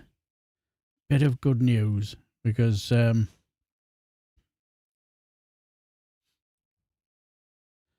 don't know if anybody remembers. You remember this couple? They went a little viral. Yes, that's remember from Terrorhawks. That's from Terrorhawks. This was a couple who let's just say in Halifax decided to attack a woman. I forgot what it thinks from Vietnamese who they decided because they had a dog running around on the leash. So the woman, you're not wrong. Wake up and smell the roseberries. They are horrible. She does have that look of Zelda, doesn't she, from Terrorhawks? Well, they decided to. She went up to ask him, "Can you put your dog on the leash?" Because I don't know whether it's still law, but when they're in the park, your dog is supposed to be on a lead. Well, they decided instead of saying, "Yeah, no problems," because she had her kids in the park. I think she had children in the park as well. Well, no, they decided to racially abuse her and attack her. And I did try and look for the video because it would probably explain it better. But in the end up, well, let's have a look what happened to them. Well, let's just say that, oh dear. Let's just say that pensioners sent to prison after racially abusing nurse. Yes, right. Let's we'll make that a bit bigger for you. So yes. Footage of Shelf duo Fiona Bairstow, 72, and Michael Bairstow, 77, abusing Apple Morehouse was shared widely online after the incident in Manor Health Park in Halifax last August. Bradford Magistrates, that's the reason why I took interest in it, because when I heard them I thought they sound rather Yorkshire, and I wasn't right sure where they were, but yes, they seem to be from around that Halifax way. Court heard the couple became aggressive with Miss Morehouse when their dogs started barking at her children, and she told them that it should be on a lead. During the prolonged confrontation, Michael Bairstow told Mrs. Morehouse to go back to your dinghy while making swimming gestures at her, and Fiona Bairstow pulled her ponytail while she tried to walk away. Now, pensioners racially, Mrs. Morehouse sobbed as mobile phone footage of the incidents was played in court, showing Michael Bairstow telling his dog to get her kill before picking up a dog bowl full of water and throwing it at her. And Fiona Bairstow could then be seen making a reference of slavery and mocking Mrs. Morehouse's father, saying, "You can't even speak English." And Michael Bairstow asked Mrs. Morehouse if she had come from a rubber boat and repeatedly said, "Ban the immigrants." And the court heard that Mrs. Morehouse told the couple she was a healthcare worker and entitled to remain in the UK. And as she tried to walk away, Fiona Bairstow pulled her backwards by her ponytail.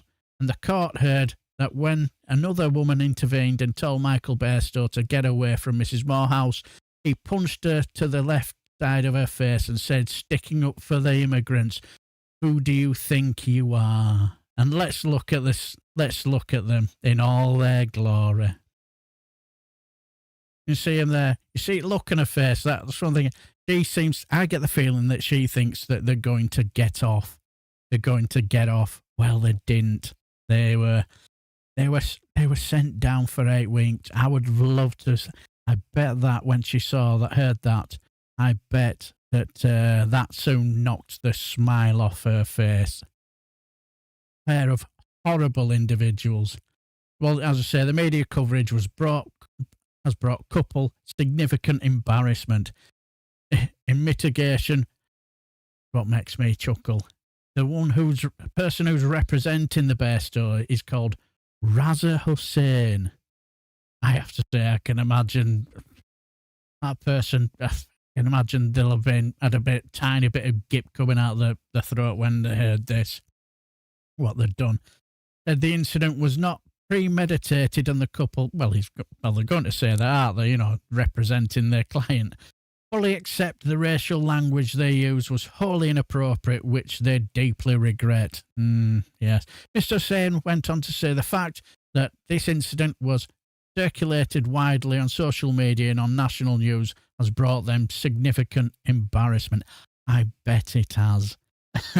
In a victim personal statement read in court, Miss Morehouse said she was scared for her life. All right, the victimhood card during the incident, and now carries a panic button with her. Yes, unbelievable. Well, before magistrates retired to consider their decision, chairwoman of the bench, Jill Arnold, asked the couple to stand, saying, "I just want to have a look at you. That kind of attitude and those words and the things you said to Miss Morehouse is not something that comes out of the blue in a second. It's something deeply rooted." Boom. That somebody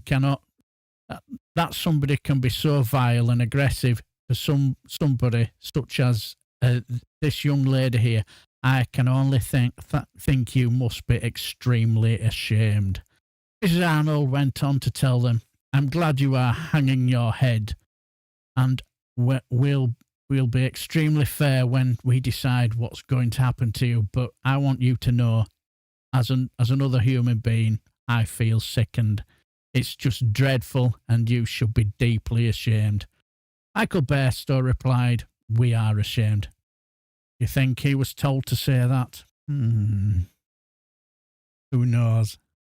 Mrs. Arnold later said the couple would be jailed for 8 weeks, saying the seriousness of the offence and the fact that children were present at the time meant only the immediate custodial sentence could be justified. She also ordered each defendant to pay £175 compensation to Miss Morehouse and Michael Bairstow pay £100 to the second complainant. The couple pleaded guilty to a racially aggravated assault against Mrs. Morehouse. Now, I'm wondering whether it's a case of the Lucy Connolly bit, if you, I won't fight this if I were you, because you're guilty of sin. But anyway, Michael Bairstow also admitted assaulting the woman who tried to intervene. And this is what, after the pair pleaded guilty to the offence in March, Miss Morehouse, who moved to the UK from the Philippines, that's it, Philippines. I'm trying to think, where did I get the Vietnam from? I probably read it in some other story and I've got mixed up. But yeah, Philippines, more than 15 years ago, and is now a British citizen, told reporters she feels less safe after the incident and keeps looking over her shoulder. I'm not surprised. I feel anxious, obviously, every time that I think back. I feel upset, she said.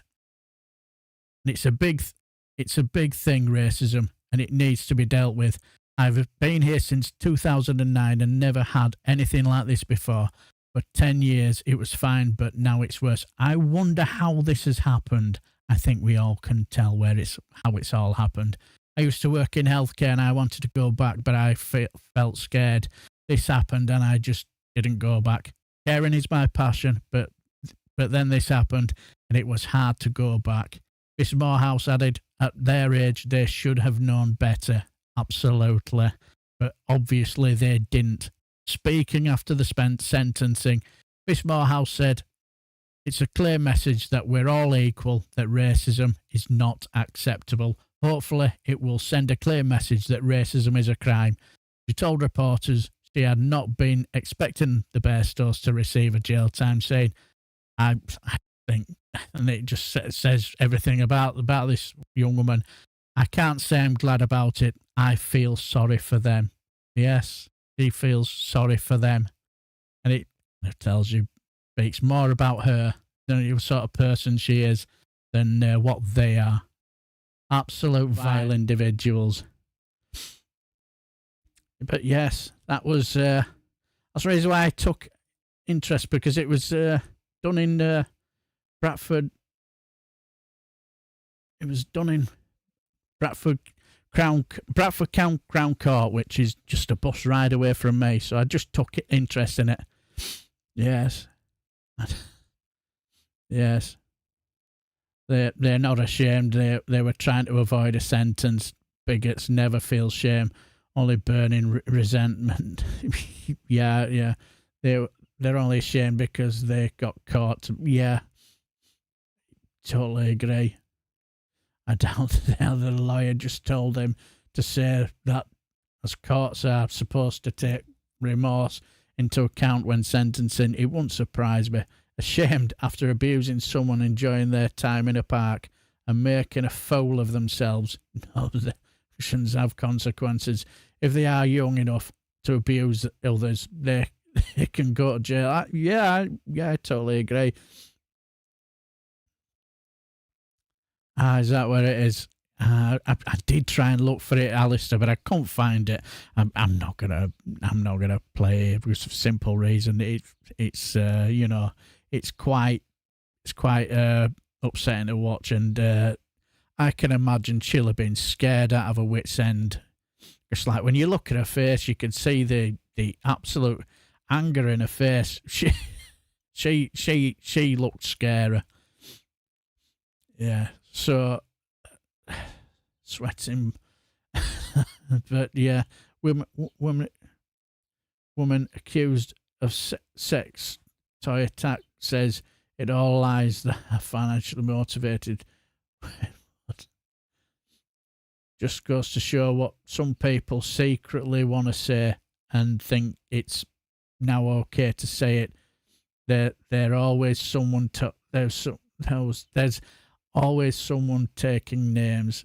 Yes. Yeah, it's really disturbing to watch. Yeah, no worries, Alistair. Cheers for finding it, but I did think about if I found it, I'd play it, but I saw the picture and I just thought it was a little bit of good news that would, how can I put it? Well, I won't say maybe put a smile on your face, but it just goes to show that that racism is not acceptable. But the thing is, what I find interesting, I wonder where they got all this nonsense from. I think we know where they got it from. They got it from places like, I bet they've been watching KGBs, and I bet they've been reading shite from the Sun, well, the Scum, and the Daily Fail and the Tory Graph, something like that. You get that feeling that's the way they're from, how they are. But anyway,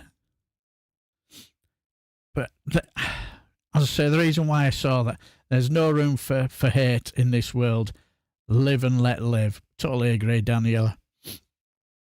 But this is, I say we do a bit of hilarious English gammon now, but because I saw this clip early, I say we're not far. We'll try and get finished as quickly as we can. I'm sure the mods will be able to tell me if Ada's got his show at 7:30, so make sure we'll be finished before them. Anyway, yeah, racism comes in all colours of the rainbow, folks. An idiot is an idiot. Yeah, totally agree. Yes. And I say, when I watched it, I found it incredibly disturbing and disgusting. But my wife came in the other day when she remember that old couple who attacked that woman in the park. And I went, yeah, I remember.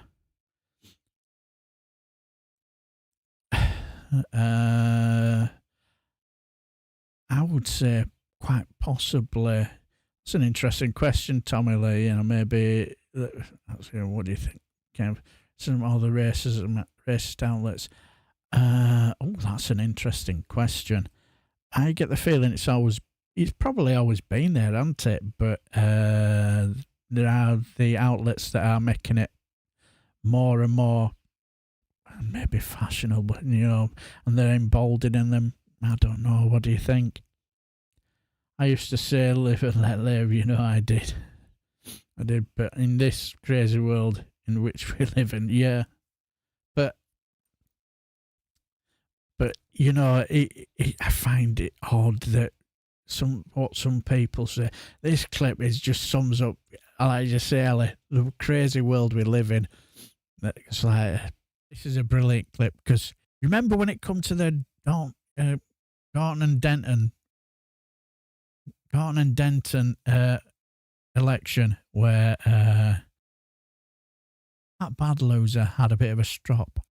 Well, this is an interesting clip because it just highlights the nonsense that these clowns put out there, and this is brilliant. Like, one of my friends sent me things like, this is the country that the Greens want. It's like, yeah, they've done an advert in a different language, and he's like, but this is England. I was like, have you ever been in an airport in another country and been able to read the signs? Mm. Yeah. Same thing, just accommodating for other people. Why is that an issue? Like, why is that like a big taboo thing? Yeah, but they're not saying everyone has to speak Urdu. It's like A number of times, you know, when you see places where whatever, and they've got different languages, and I've always think, so what? I don't really care. Does it really hurt me? No, not really. But yeah, but this bit is brilliant. Sums up the nonsense. That was the great thing as well with the fucking family voting thing that they tried to pull. And it immediately falls apart. Right, so Wahhabist Muslim men are going into voting booths and telling people to vote for a gay Jewish man, are they? Yeah. Are they? Is that really that wants to legalise drugs? Yeah. Like, one of my friends sent me things like, this is the country. Yeah, like you say, that's the crazy world we live in. Yes, they somehow thought that Muslim men are dragging the family in to vote for a gay Jewish man.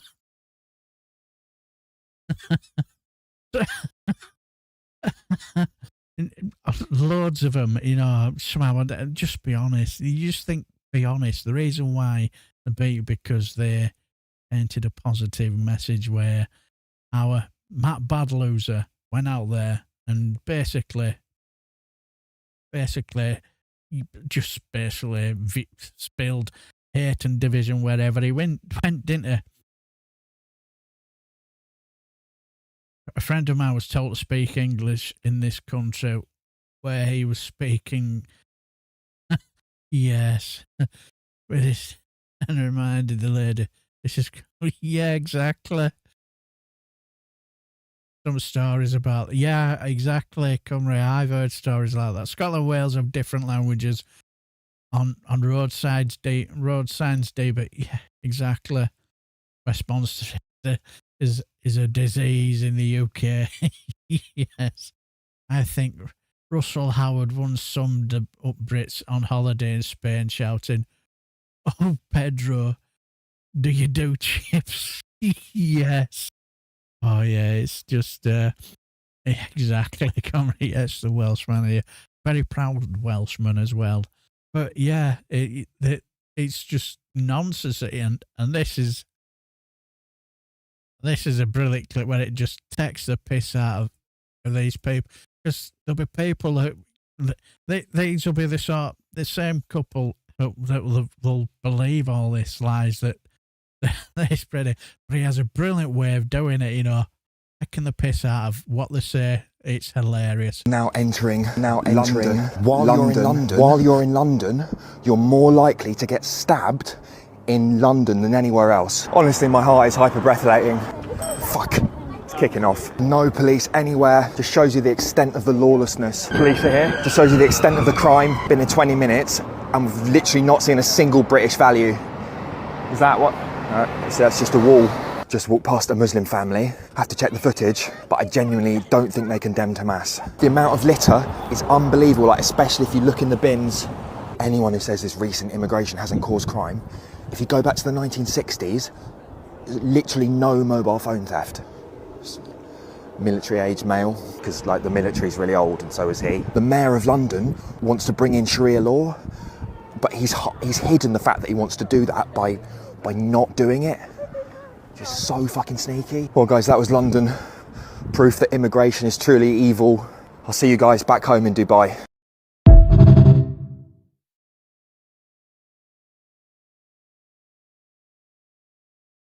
Yes, I'll see you back home in Dubai.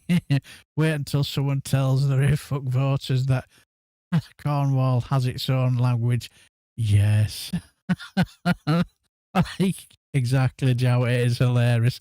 There's lots of litter if you look in the bins. Yes. And, yes. And, Sadiq Khan is bringing in Sharia law by not bringing in Sharia law. Very sneaky. Because the hips, they do not lie. In the 60s, no mobile phone theft. Yeah, hey, well, they're not wrong, are they?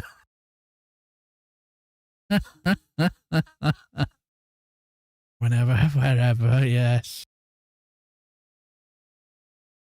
But there'll be people. I was watching that clown Layla Cunningham, and they were on that KGBs the other day, saying that basically trying to paint London as a city where as soon as you put your little toe out the door, that's it. You are basically robbed of all your clothing, right down to your underpants.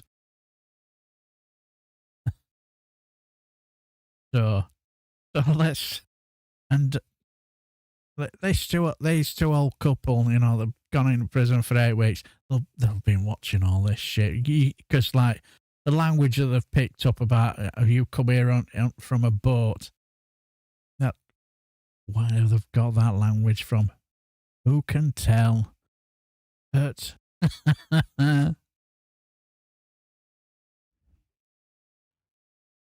I think there is, but we do have one person who does have a lot to answer for. Is this guy doing an impression of somebody trying to act sober while walking to the public toilets? Trying to act sober while walking to the pub toilets.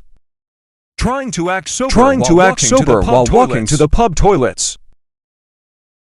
Trying to act sober while walking to the pub toilets. Trying to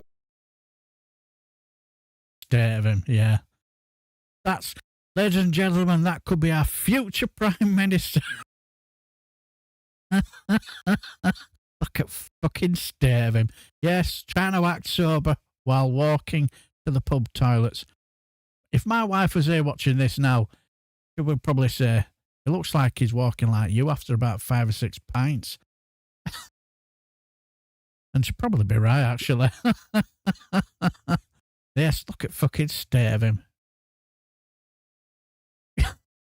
Yes, clearly the promotion team saying, now, right, Nigel, can you just walk like you normally do, as if you're heading to the pub toilet, while they're filming you.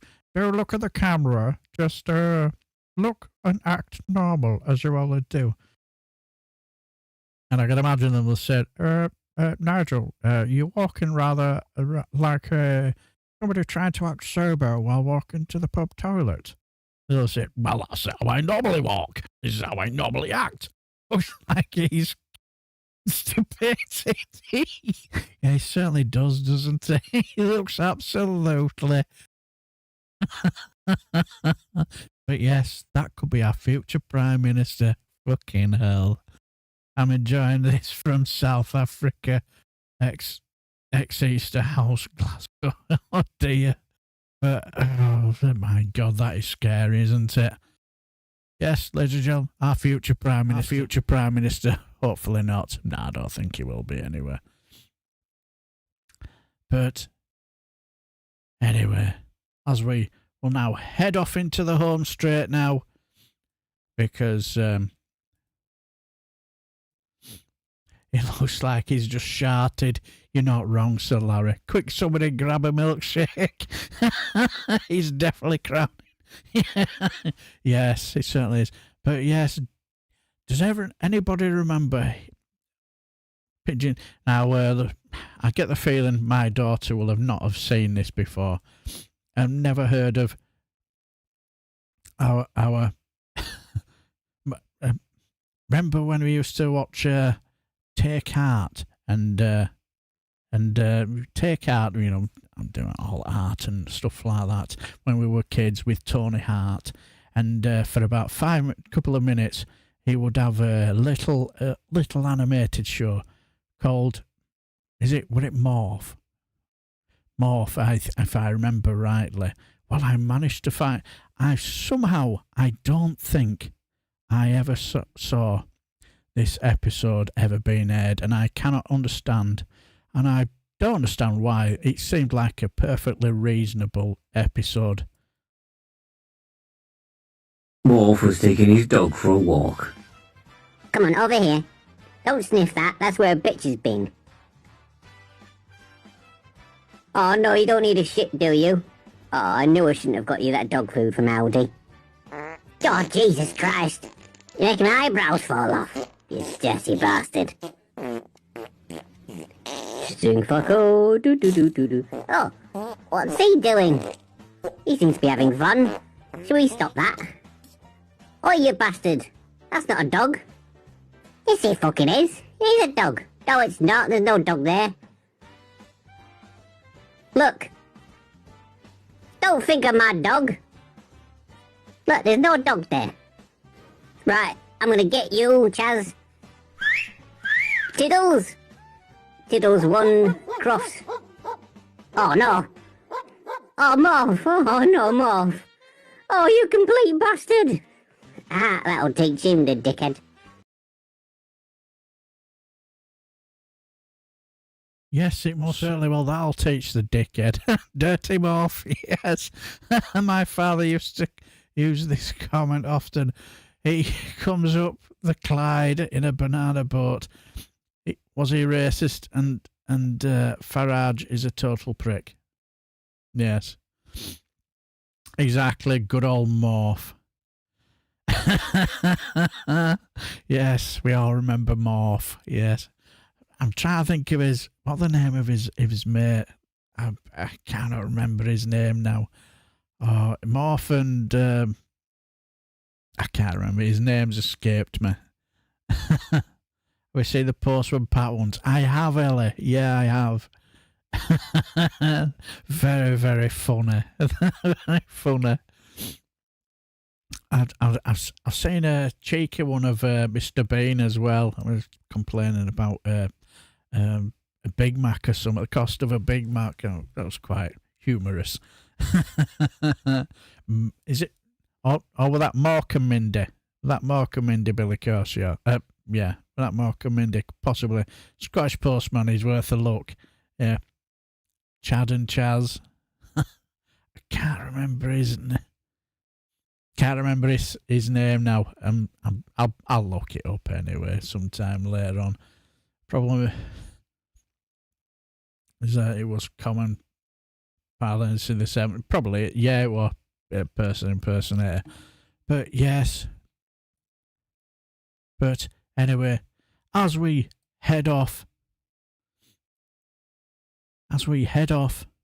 into the into the weekend, and I'm sure we're pretty much close now to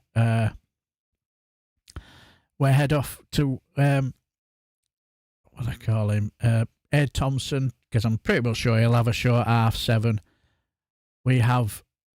We do have a, well, let's just say we cannot finish off without just one himself. And we have to ask the important question.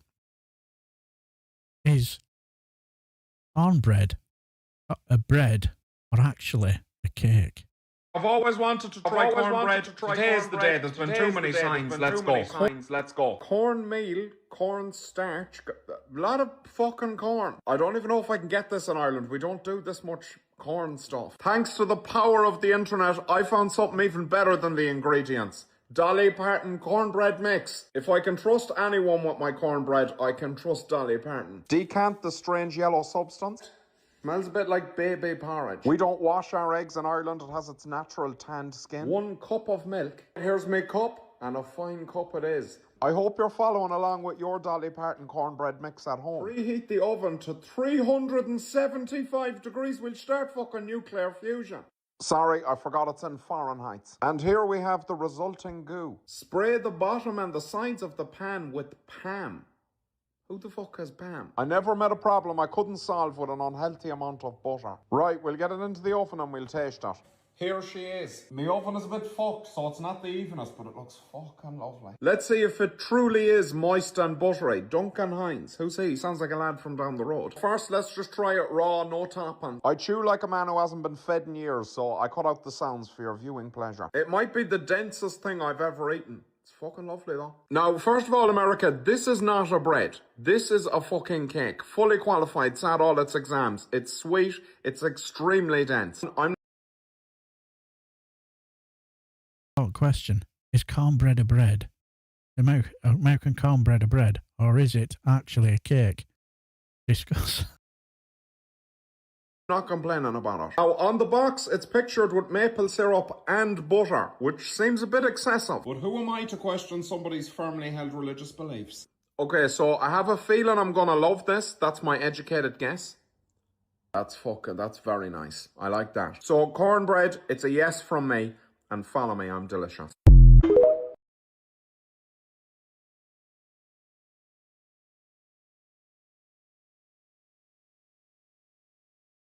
Wonderful bit of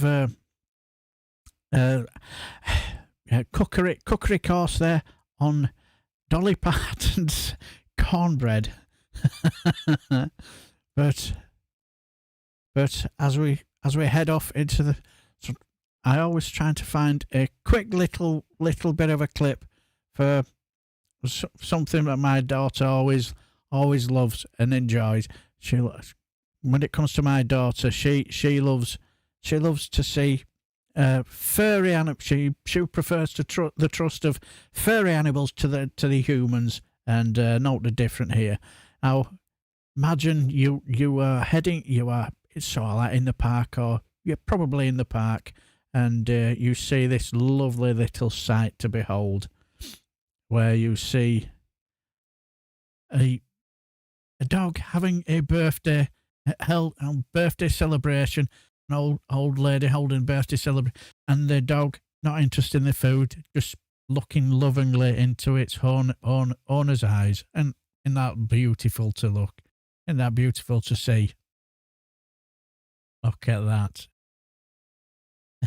And now, all I will say is, we used to have a German Shepherd, and let's just say we certainly wouldn't have got that from our DJ. It'd have been nose deep in that cake. It'd have been gone before the second clap. It'd have been all over his face. That was a dog who lived to eat, you could say. He would tear into that cake with that. What we used to make. You have its food where you put hot water in it, you let it all soak up, and give it about half an hour to cool down. And we have a back garden window, a big back garden window. So while I'm waiting for it to basically cool down, all he would do is keep running to the back door, to the window, to make sure. Basically, because I'd be sat in the room and he'd be looking at me, he'd be looking at me, and I'll just slightly move, and he'd be off back to back hole, and he'd be sat there waiting, slobbering, and you could see the slobber all over his face, and he'd realise I hadn't turned up, so he'd go back to the window, and be sat there looking at me, and say, "You were moving a minute," and I say it. So I'd be just sat there and slightly move, then all of a sudden he would go back to. So that was our DJ. He just lived to eat. That was his calling in life, his food. You can order them online with some supermarkets, sell them. Lucky to come across them, though I have seen some American sweet shops sell them also. Not seen any in Western, and most likely Bristol will. I had a dog that used to take me to bring me from school, and was a kid. Still miss him from after all these years. Yes, I've eaten a Twinkie. This cake, but made from chemicals. That dog protested more than once. But yes, I just thought I would share that one, especially for my lovely daughter, because when it comes to the furry humans, she loves the furry humans more than the normal humans. But anyway, I will say thank you for stopping by, and thank you for holding on while I made a pig's ear of this week's show. But anyway, we've got through it. It is a cake with creamy filling. You're not wrong, Daniela. You're not wrong. So I will say thanks for sticking by, when it all turned to shit. But I will now love you and leave you. Thanks for stopping by. Have a lovely weekend, and thanks for making this old man rather happy. Take care, my friends, and have a lovely weekend, and bye-bye for now.